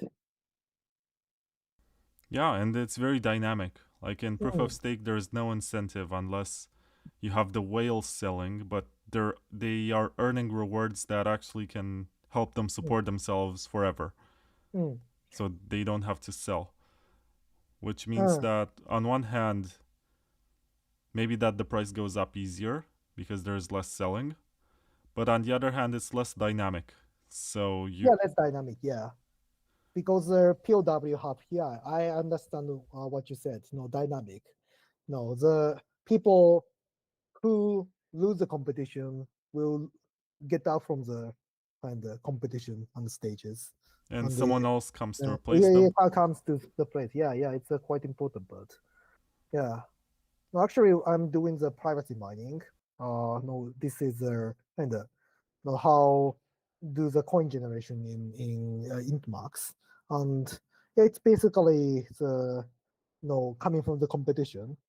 And yeah, I have a maybe many people kind of call this belief weird. The coin should be coming from the competition. And yeah, it's a bit difficult point to discuss. Not so many kind of agreement with among many people. And Ethereum is really good, interesting kind of way to have this kind of ecosystem so far, because it started from kind of ICO. They have a spreadsheet, what we call spreadsheet, and they had a mining after that, and and after the enough period of the decentralization and competition, and many people sell and buy or Ethereum, even though they had a kind of the first kind of balance list of the ICO, and they moved to their POS, and yeah, and it reaches the current status, and I think it's really unique path of Ethereum regarding this kind of distribution of coin and the dynamism of the possession of the coin.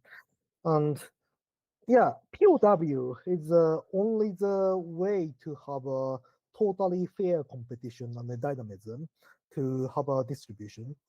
And so POS, most of the POS chain, I don't know how it's possible to have a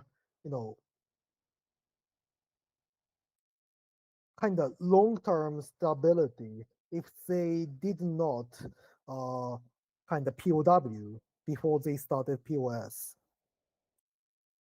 Because most of the holders from the beginning can control the network if they have enough vote, right? So the most significant problem is called long-range attack, and the initial miner can kind of fork the chain entirely and replace it with their kind of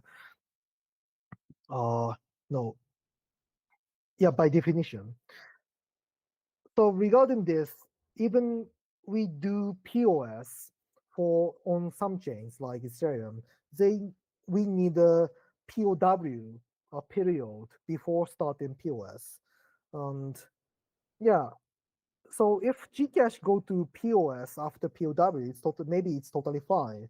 But regarding the dynamism of the possession of the assets, yeah, POW is still perfect. And yeah, I think that only one problem of POW, it doesn't have a good match with smart contract. And smart contract make a MEV net revenue, and it's make a fork incentives. And it's well discussed in kind of Bitcoin core community. MEV will kill POW. And that's the reason why, it's another reason why they cannot kind of adopt drive chain or side chain, because it's make a additional revenue for miners to incentivize the fork. It's a quite complicated problem. Yeah, but if Gcash doesn't have kind of plenty of functionality, we don't need to have kind of POS in terms of that. Yeah, I like proof of work. It's more fair. It's also unfair if you can't afford cheap electricity. But yeah, it's actually unfair. that's the cost of doing business. Like, there are parts of the world where you're gonna have access to a lot of excess energy that you can use for mining, and then there's Europe, right? You can't really do mining in Europe unless you own solar panels or your own wind turbines, or you're working for the government or something, and you can mine in your office with free so Yeah, taxpayer or subsidized yeah, electricity. yeah, I see. But I've heard a lot of good stories from Norway, for example, where they have a lot of energy production, and a lot of it goes to waste, and they use it for mining. And yeah, I also have a tiny miner here. It's called the BMM. It's called a Bitcoin mini miner by Brains. And I haven't taken it out of the box because I'm waiting for a special occasion to actually present it. Maybe interview one of their guys so that they can explain what's inside. Oh. Yeah, you don't have to expose here. But basically, it's this household item that you keep, and also shows you the price and shows you the time and shows you the hash rate.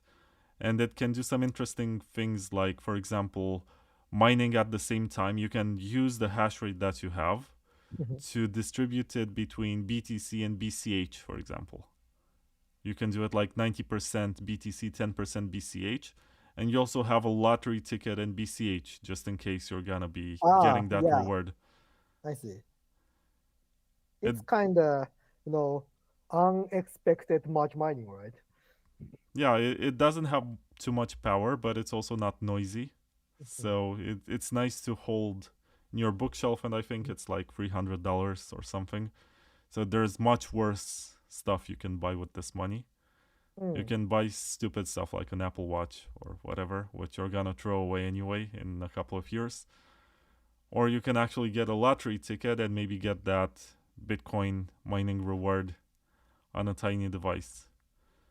You can also connect it to a mining pool if you want that, but you're gonna be like a very small drop in the ocean. So maybe it's better to just go for the full reward on a lottery ticket. It sounds so strange. Yeah, but I think this is the future. I think everyone mining from their home is actually how we are gonna decentralize this. And I see there's something called the BitX, which is an open source ASIC miner for Bitcoin, which is gaining a lot of traction. And there are lots of forks, and there are people selling it, and there seems to be a community behind it. Before that, there was the Nerd Miner, which was actually a tiny Raspberry Pi with a screen that was mining. Of course, they're not as powerful as the S19 XP or whatever is the latest model. But that's not the point. The point is to get people to mine and to have the power in the numbers, not just a few farms around the world.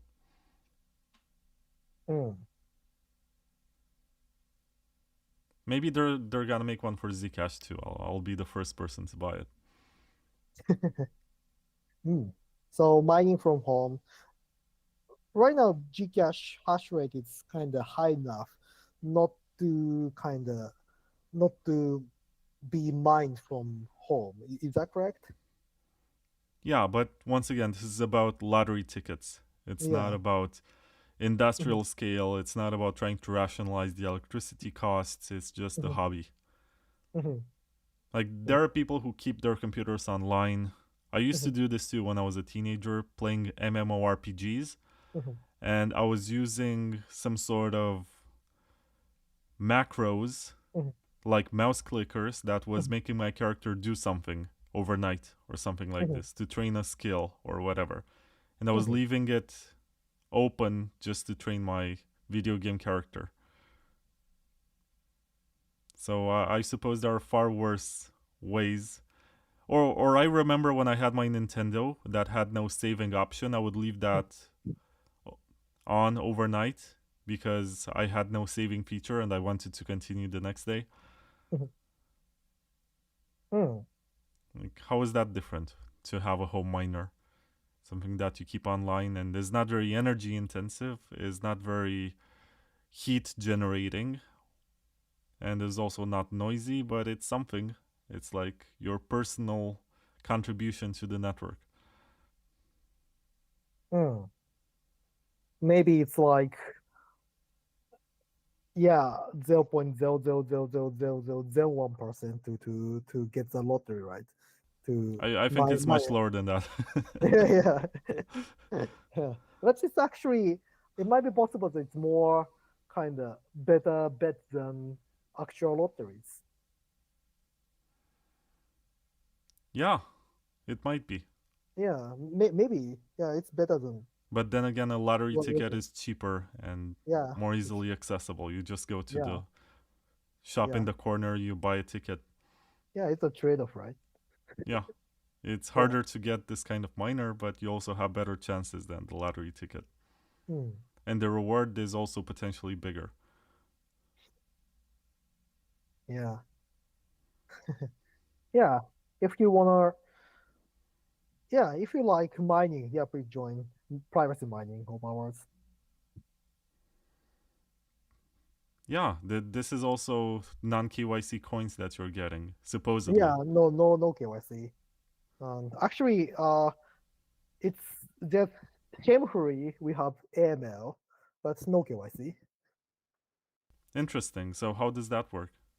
Basically, there's a system called predicate, and they're having kind of distributed nodes system, and they're tracing the addresses, and they basically defining the kind of risk score in the addresses, which is kind of maybe criminal score, and if less criminal score, you can deposit to the network, and if not, you cannot.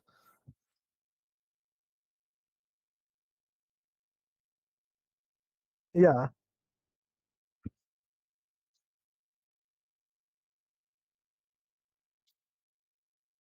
yeah. So it's all about how to kind of having this node with many nodes, having this functionality with many nodes. But I think that kind of there's a how to make this kind of neutralized way to prevent some criminal cash because okay, Gcash is Gcash.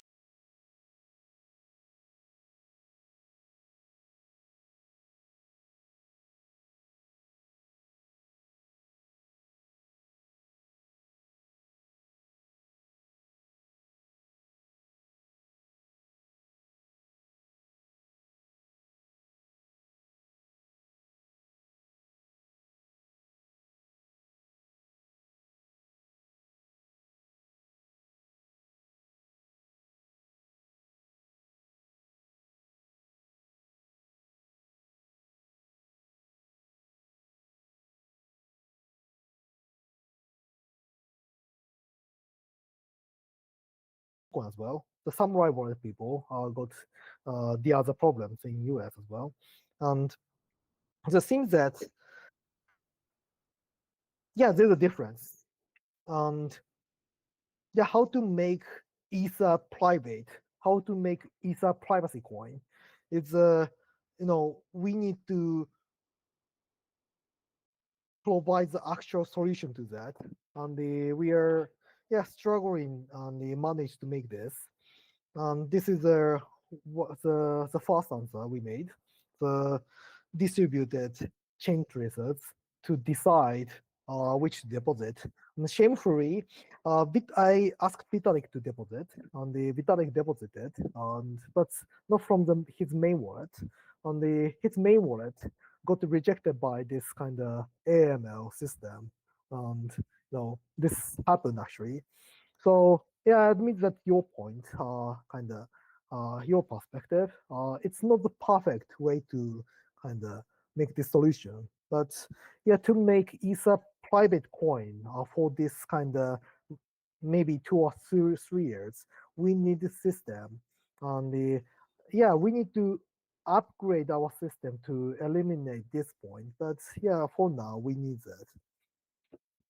I think that Roger Ver might be ahead of his time once Mhm, again, mhm, because right now he's working on something. I mean, I don't think he's working on it, mhm, but he is promoting it. I've heard him talk mhm, about this.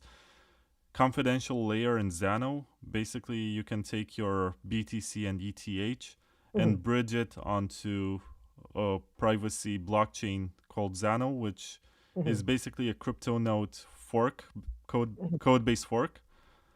So it has the same privacy as Monero, mhm, but you can issue tokens on it. And the mhm, tokens inherit the same privacy properties mhm. as the base asset. And what you can do, and what he said you can do, is that you can bridge your BTC or ETH onto the confidential layer and then get your asset tokenized on Zano, and that's where you can trade it. Now, I can see how this can be like a side chain in terms of approach, So but at the same deposit time, to the it has no sidechain. security benefits for the Bitcoin or the Ethereum blockchains. Like, you're actually moving the activity to an entirely new blockchain, which is a useful tool if you know what you're doing, but on the other hand, I don't think is like the end goal. It's like a Yeah, I workaround. don't think so too. You don't think what? Yeah, I don't think so too. Yeah. Yeah, the end goal is like, no KYC, no ML basically. And what is happening in Ethereum privacy space? So it's more advanced, and we are using this system as well. It's a proof of innocence. And some people can prove that their money is not mixed with kind of specified addresses by themselves. It doesn't affect on the entire architecture of the systems, and it's kind of, it can be done by client side, so they can themselves can prove that their money is not mixed with kind of criminal activities. And I think it's more neutralized idea, and I think it's better idea. The problem is like, I'm not pretty sure how much time it takes to onboard exchanges. So if exchanges do not accept this system, it doesn't work, right? And people do not accept the privacy kind of privacy Ether or privacy USDC, which is coming from privacy protocol, and they just reject the deposit, and that's the kind of consequence we can see. So we need to promote that kind of proof of innocence is kind of good system, and basically satisfying the other kind of condition of this kind of current AML situation for exchanges. But I think it will happen in 5 years, and some exchange will accept proof of innocence. And it's a ZKP proving that your money is not mixed with criminals. And maybe the privacy space on Ethereum is moving forward like that direction. I think we should also move towards replacing centralized exchanges as the default way of onboarding new people. Of course, they're convenient and they have nice network effects, and they also hold a lot of coins. But we have the technology to build much better infrastructure that is more neutral and cannot censor people, and also enables swaps or trades with lower fees and more instant, as opposed to waiting for an exchange to allow you to withdraw your coins. Yeah, I think so. We need a I think gateway. what Ethereum did with Uniswap is really amazing. Yeah. Yeah, DX is, of course, this is the best way. And the people are storing a lot of money still in fiat. And how to onboard that fiat into crypto space in a neutral way is quite important. Some people did ZK peer-to-peer, and it's another quite fascinating idea. It's kind of decentralized swap. It's like a decentralized OTC swap between fiat and crypto.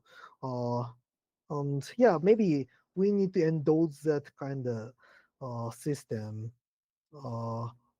instead of big exchange, which is totally regulated.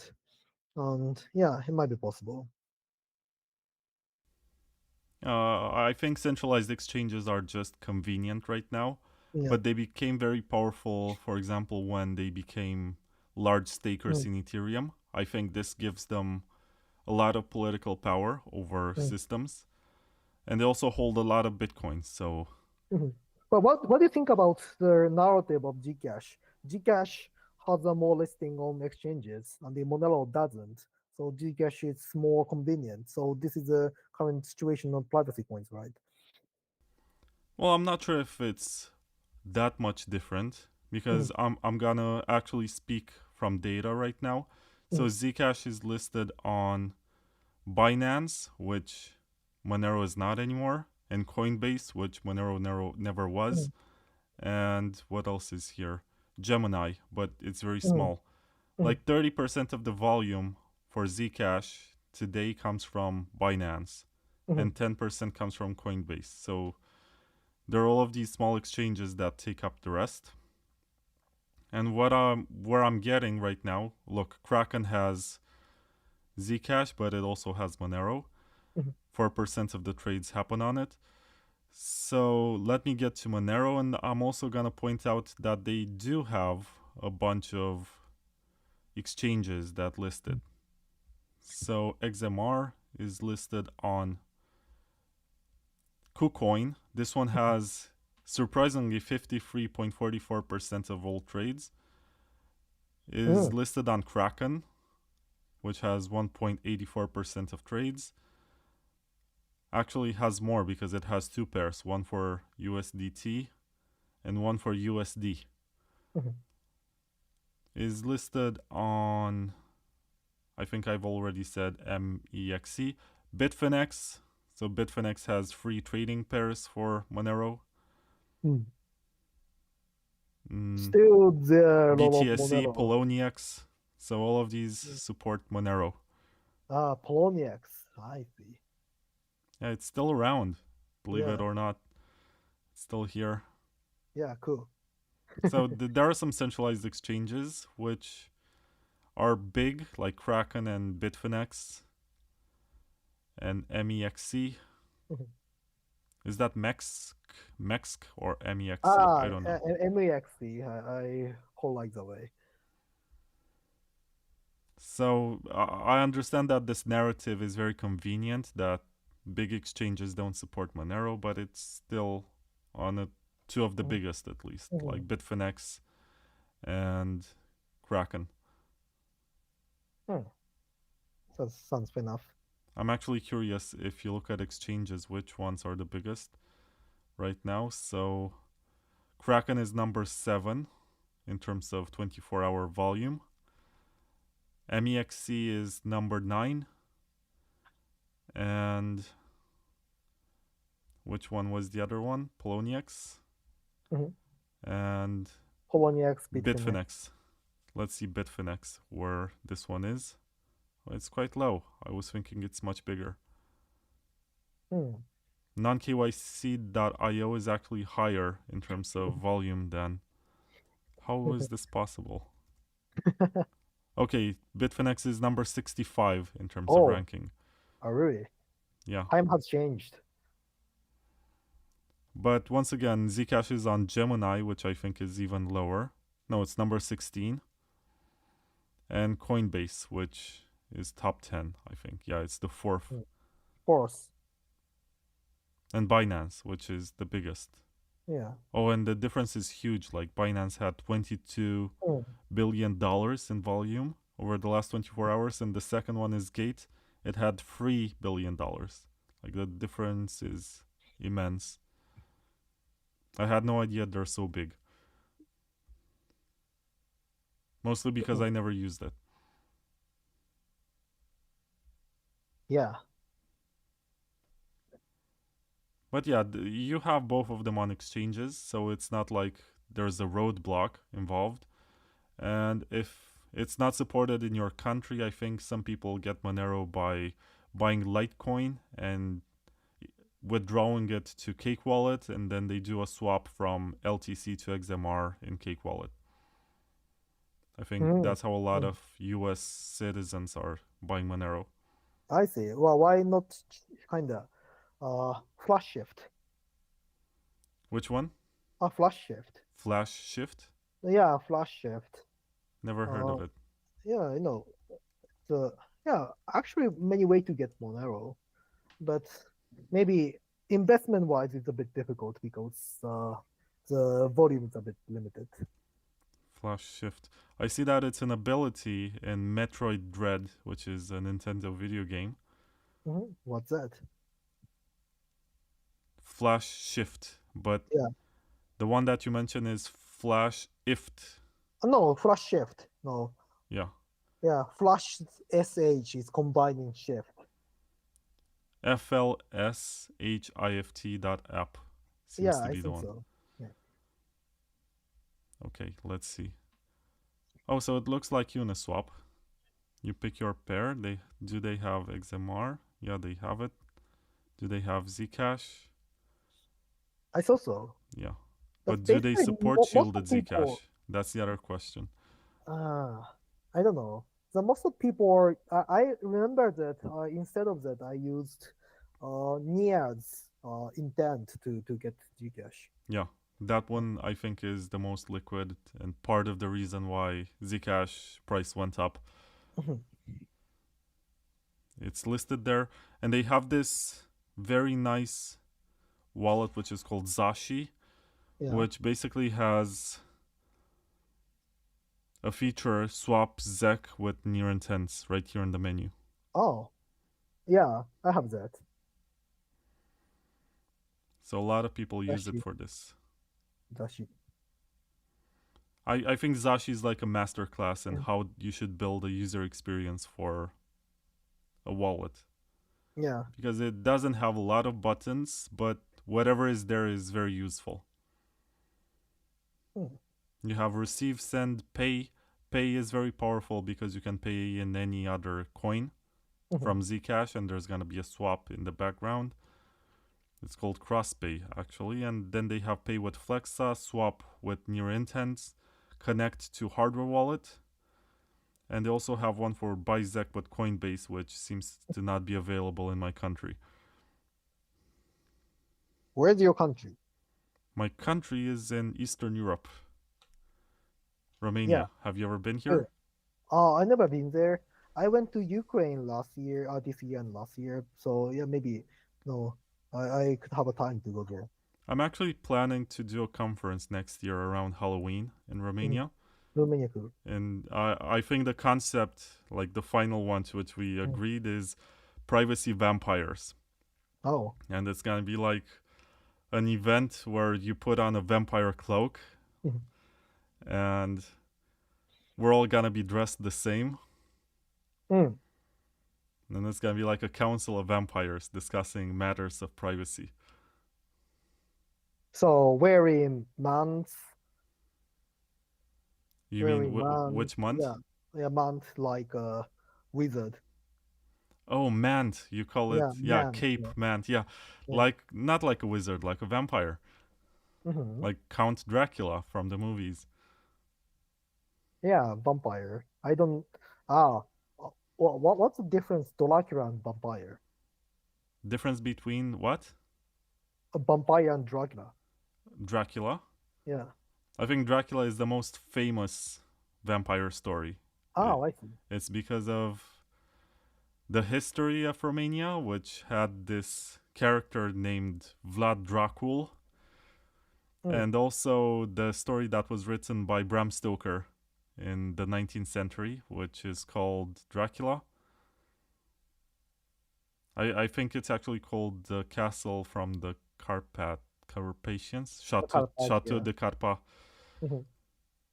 Bram Stoker. So vampires are kind of conceptually related to privacy. I mean, they sleep in coffins, right? They hide away from sunlight. They only come out and they hide behind people when they want to bite their necks. You don't see them when you walk outside. They turn into bats when they need privacy. So yeah, we can name some product after that. Maybe no privacy product named after vampire or Dracula, right? So far. Yeah, why not? But what I'm saying right now is that I'm considering organizing a conference next year, and I'll put you on the guest list because I like what you're building. Oh, cool! Thanks so much. And I Yeah, think with privacy any people should excuse. get together to have like a gathering,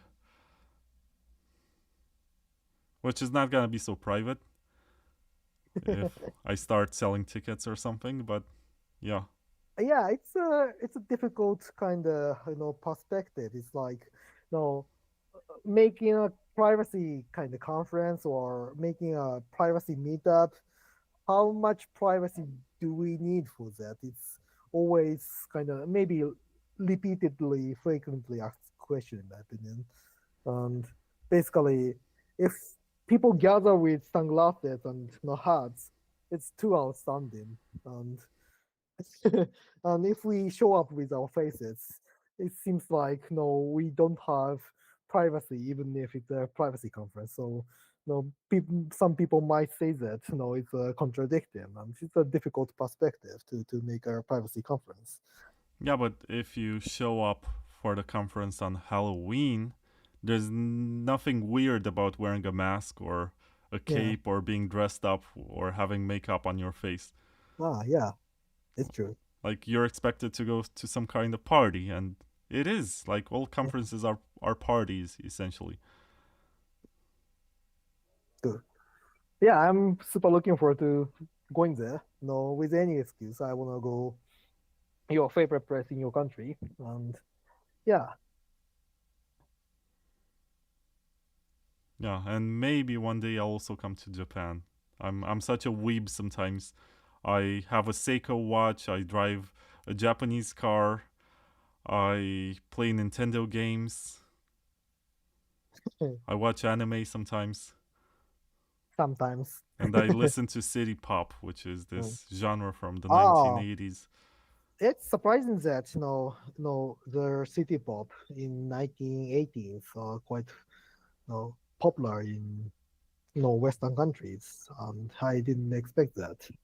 And I said many kind of pessimistic stuffs about Japan regarding crypto, maybe, but no, it's totally fine. And I can really highly recommend Japan to live in. Even if it's for private kind of crypto stuffs. And actually, a lot of people are moving to Japan recently, and I think it's good. And it's not a good timing to talk about Metaplanet, but Metaplanet is also kind of Japanese company, which is Oh, Metaplanet it is like the hotel that used to be. it used to be a hotel business, and Yeah, now they are into buying Bitcoin, yeah, just just like buying Bitcoin. MicroStrategy. Yeah, Good luck with that. I don't know how it's gonna yeah, play out. yeah. Good luck. And in theory, it's nice you're buying a lot of Bitcoin, but then you're gonna Mm, have to pay the people from whom you loaned the money, and you don't mm, want to sell the Bitcoin to do that. So good luck. yeah, It's a difficult business. yeah. No, yeah. Leverage trading is always difficult. So yeah. So how would you compare Mhm. Japan and Switzerland in terms of Bitcoin culture? Bitcoin culture. So when you see people in Cryptography in Switzerland, basically everything happened from Ethereum. So yeah, of course, before Ethereum, many kind of cryptographers and crypto people were talking about Bitcoin, and it was quite active even before that. But after Ethereum, yeah, basically most of the people who came to cryptography, they the Ethereum was their model, and the most successful model for them, cryptography people, was Ethereum.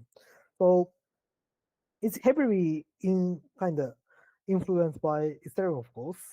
And the most significant difference people-wise is majority of people in Switzerland. I feel like they are more kind of quiet people, like researchers and or lawyers, and yeah, that kind of people. And in Japan, basically, yeah, a bunch kind of various type of people living there. Of course, developers, of course, speculators, and so on and so on. Switzerland is the most kind of Is more what? it's let's say Switzerland is a small country, like 8 million people in a smaller kind of space, and it has more less diverse type of people, and mainly lawyers and more solid businessmen and kind of cryptographers, researchers, and such people. And when you see the people in the conference in Switzerland, I a bit surprised that many people wear suits, and it's a bit different from what's happening in Japan. And basically, in financial industry in Switzerland, they're super strong, and the bankers are super strong, and so basically the trustworthy people are doing business in crypto as well, and not you cannot see so many scammers in Switzerland, maybe. And that's the biggest difference. So maybe Japanese community is more kind of diverse, in terms of that perspective, maybe. I also want to ask you, and maybe I should have presented this in the beginning of our interview. What's your personal story with Bitcoin? When did you first find out about it? And what was your first reaction? I read Bitcoin in 2013, and 2012, and actually I could not understand it a lot because I was a college student at the time, and the Bitcoin, eliminating the need of central bank and kind of inflation resistant printing money. It's a First of all, it was the opposite idea what I was doing at the time. I was a programmer, at the time as well. But I was doing the stock. I was trading stock at that moment. And many people were expecting the stock market will go up because the central bank will print more money at the moment. And that was the excitement in the kind of Japanese stock market ecosystem at that moment.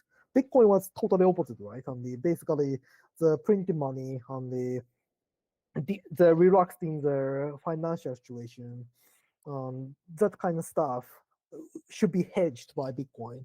And I could not see the need of kind of eliminating central bank at the moment. I was too child and kid at the moment. And after that, I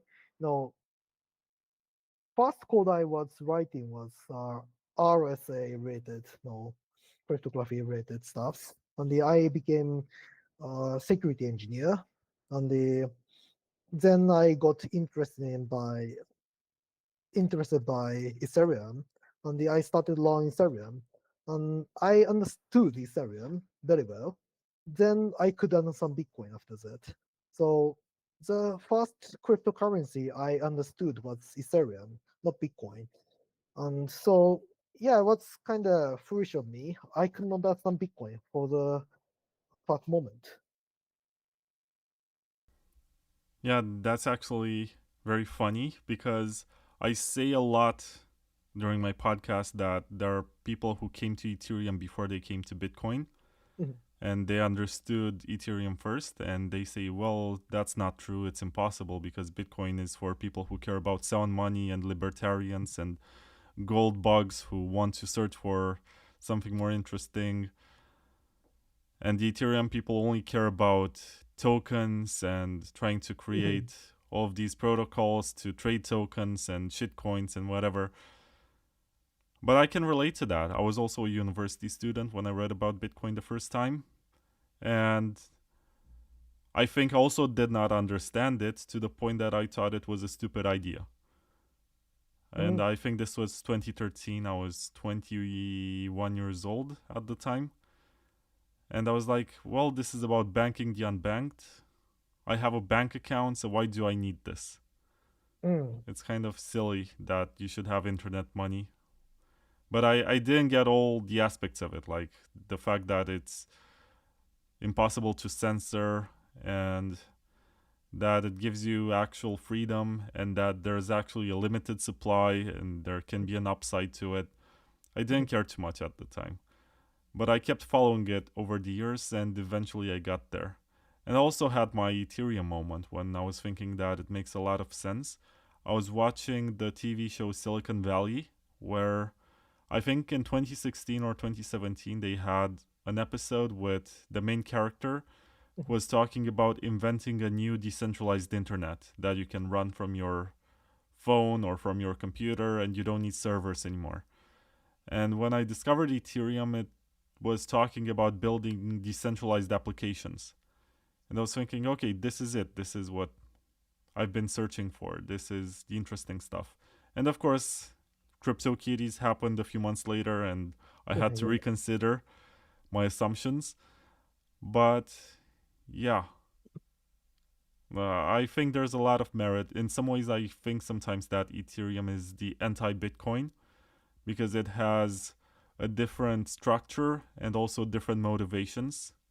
Bitcoin is supposed to be resilient and accessible to everyone, while Ethereum is supposed to push research and get new technology. I see. I don't think Bitcoin and Ethereum have different purposes, and I think it's quite same. I believe so. And yeah, it's a It would be funny if the future of money was something that was launched with 60% pre-mine and had all of these insiders and was supported by JP Morgan and whatever. Like, okay, I can accept it, but at the same time, it's not the kind of revolution that I was hoping we're gonna have.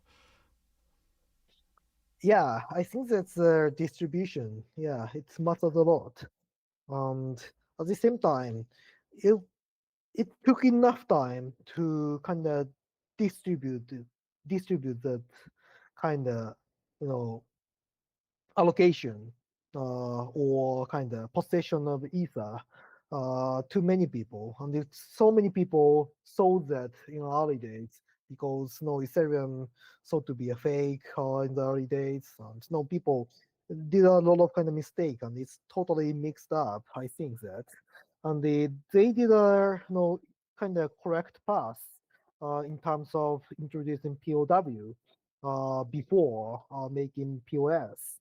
And and at the same time, no, it's widely discussing Bitcoin ecosystem right now. MAB kill Bitcoins or POW, meaning that POW is not cut out for making smart contract, meaning that DeFi and these kind of uh, DApps. And so in terms of that, Ethereum needed to have POS definitely, and they had a correct path before launching the POS, in my opinion. So yeah, I I think too much people are kind of over influenced by kind of criticism regarding the kind of starting point of Ethereum, and some people, it's it's quite funny that some people are in some kind of radical place, radical kind of group of Bitcoiners maybe. Some people misunderstood that Vitalik is having 60% of entire Ether, and so many kind of miscommunication is kind of you know, floating in this space. So I don't like that so much. But anyway, no, distribution is quite important, and people should think it's quite important. But at the same time, you know, if we stuck to that too much, there's no perfect system, and there's no system right to exist actually. So, for example, Bitcoiners, criticism for Bitcoiners, the most of the mining was concentrated on the early age, and the people could not join that. What if the later the people who will be born in later kind of 21st century, people will think that it's quite unfair, kind of no unfair, because they do not have any chance to join the mining of Bitcoin for the before they after they get born, and there's no perfect system to distribute kind of coins. I think there should be fair competition and the kind of enough legitimization to make system go on with a compromised agreement among people. And for you, what is the perfect system regarding the coin distribution or kind of fairness of opportunities? Well, that's difficult because no matter how you frame it, you're going to see, well, there was information asymmetry. So even if a million people knew about it and they could mine it fairly from the beginning, you're still going to say, well, but there were 8 billion people who were sidelined. That's the new word for it, who are not Yeah, part of this. And I don't think there is any fair or perfect system. I think it becomes, not becomes. I forgot English. It becomes perfect once there is good distribution and the money changes hands many times and there's actual demand for it and it gets used by a lot of people. That's when it becomes better. But of course, I do believe that distribution should be proof of work because there's some actually cost to the creation of coins as opposed to a process where you basically print your money and then you distribute it and you say, let's build a system. That's pretty much what the fiat world exactly has created. So yeah, I think so too. We need the cost to print money or issue money, and it should be done by fair competition. Hmm. I agree Um, with this. So hmm, I think proof of work is the best way to create hmm, money. The fairest, even if some people will complain that it's unfair to them, it's the fairest to the entire world. And afterwards, there should be markets that decide what has value, what doesn't have value, and establish a price for everything and also enable everyone to get their hands on the coins. I think availability is the second most important aspect after distribution. Like how fast people can actually access it. yeah. Now, this is why Bitcoin is so important because it has this conception which was unlike anything else and it's very hard to replicate. Where for a couple of years there was no market for it. It was just a bunch of nerds trying stuff, experimenting with the technology. And some of them are still around, and that's beautiful. Nowadays, if you launch something like, I can argue that Grin had a much fairer launch than Bitcoin because Green, I see. it's the Mimblewimble Yeah. implementation which is purest and focused on privacy and is closest to the description of the white paper. And Grin basically had no and still has no advantage to early adopters. It has like a fixed supply issuance. I think it's like 1 coin per minute or something. That's the way in which it works. Around the clock, that's how they describe it. And yeah, the more inflation there is, there's no scarcity and there's no reason for newcomers. No, there's no reason for people who are there from the beginning to get rich. So there's no advantage. If you discovered Grin from day one and you started mining, you're not going to become wealthier than someone who discovers it today. And this is the fairest kind of launch, but at the same time, it's the one that doesn't attract people too much because it doesn't make them rich. Yeah, exactly. It's difficult. Yeah, it's so difficult to maybe there's some kind of triangle or trilemma. Something is impossible if we satisfy the other elements. And yeah, fairness is like that. So I think that people should not kind of stuck to that point too much. Some should be revisited many times, but yeah, people should not stuck to that. I agree with you, and I gotta come back on my previous statement. Like, I don't think there's anything wrong with pre-mines and Mhm. dev taxes and basically different kinds of social contracts to which Yeah. people sign up. They know very well, like, they're aware of what's happening, Mm. and they still choose to invest in this because they have hopes that it's gonna reach a certain goal. And as long as the money that is raised in an ICO or in a pre-mine or in whatever is used to build what it promised it was gonna build, I think that's fine. Mm. I think the problem in this cultural, how should I describe it, like an allergy to Mm. pre-mines and to ICOs, is that a lot of them turned out to be scams, and it provides kind of the wrong kind of incentives where the creators have a lot of money from the beginning. They Mhm. burn that money in one way or the other in very inconsiderate ways because they think they're always going to be rich, and then they run out of money and they realize they cannot complete the mission anymore. Yeah, I think so. So this is how we need kind of crew homework or kind of competitions.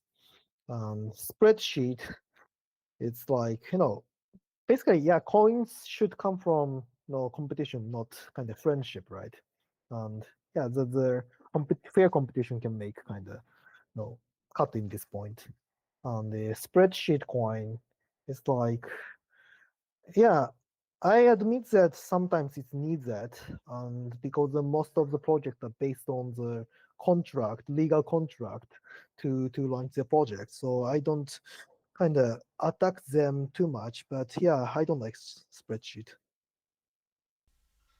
Yeah, there should be a fine line. For example, I gotta give credit to Ethereum. They Mhm. did their ICO. They sold the coins before the network was launched. Mhm. Some people were not happy about this and Mhm. still are not happy, but to their credit of the Ethereum creators, they actually delivered what they promised. And they keep going with this project. I think it's way beyond the initial expectations. Yeah, it's a quite rare case, right?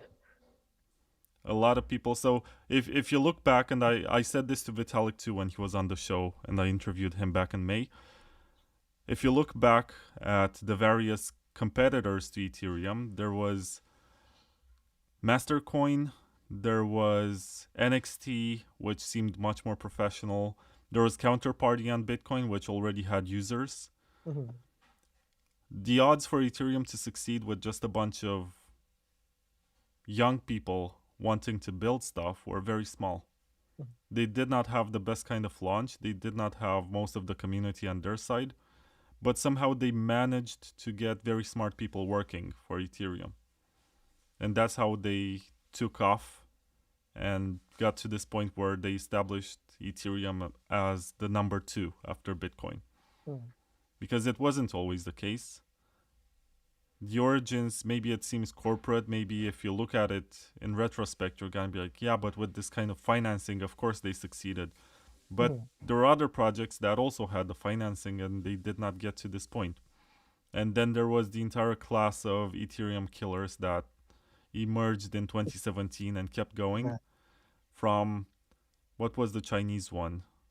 EOS No, or no, no, EOS was the American one, was like the big ICO. uh, I think the biggest ICO of all times. There was Neo, that was the Chinese one. uh, Neo no, and Neo, Nem, yeah, yeah, yeah. The armchairs from the beginning.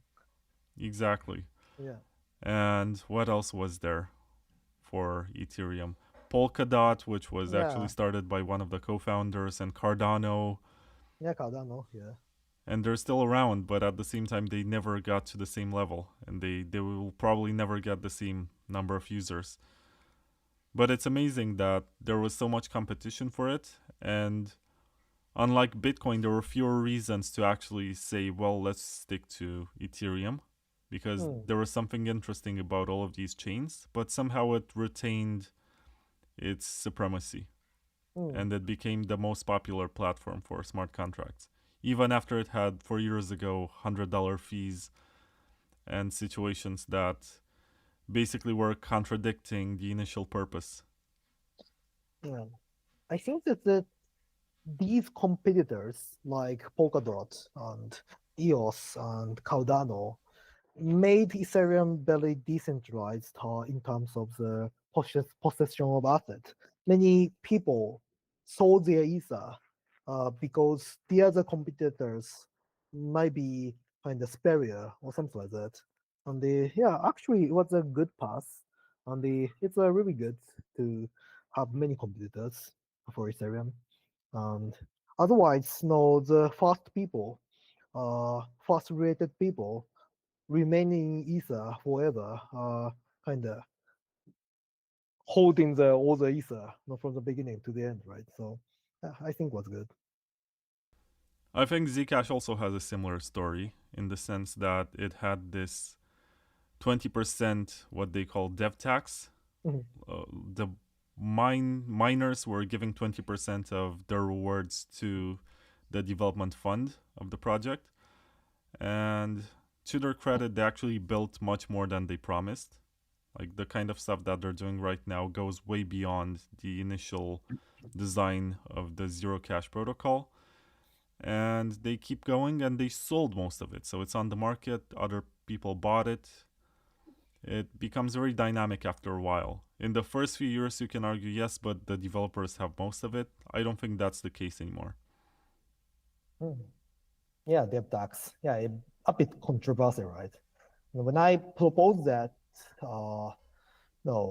in our mining system as well, people could not accept that. So yeah, we didn't do that. But yeah, it's a mining. Yeah, if we call that kind of donation or no whatsoever, it's a literally tax. So yeah, people wanted to use crypto, for freedom. So tax is the worst word to have in the system. So yeah, it might be possible. People hate that more than devs think or and the designers think.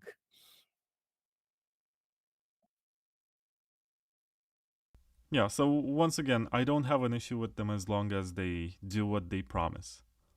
But if there's just some sort of way for the founders to exit scam and raise a lot of money then disappear, I think we've had too many of these cases, and it's these cases that make it look shady when legit actors maybe try to build something useful for the rest of the space.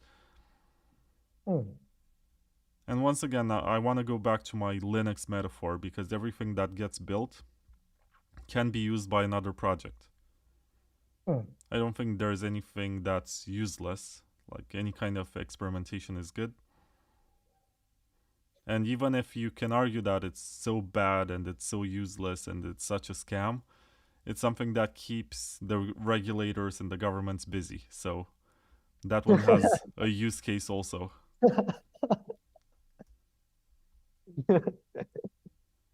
Like imagine a world where we only had Bitcoin and Ethereum or something.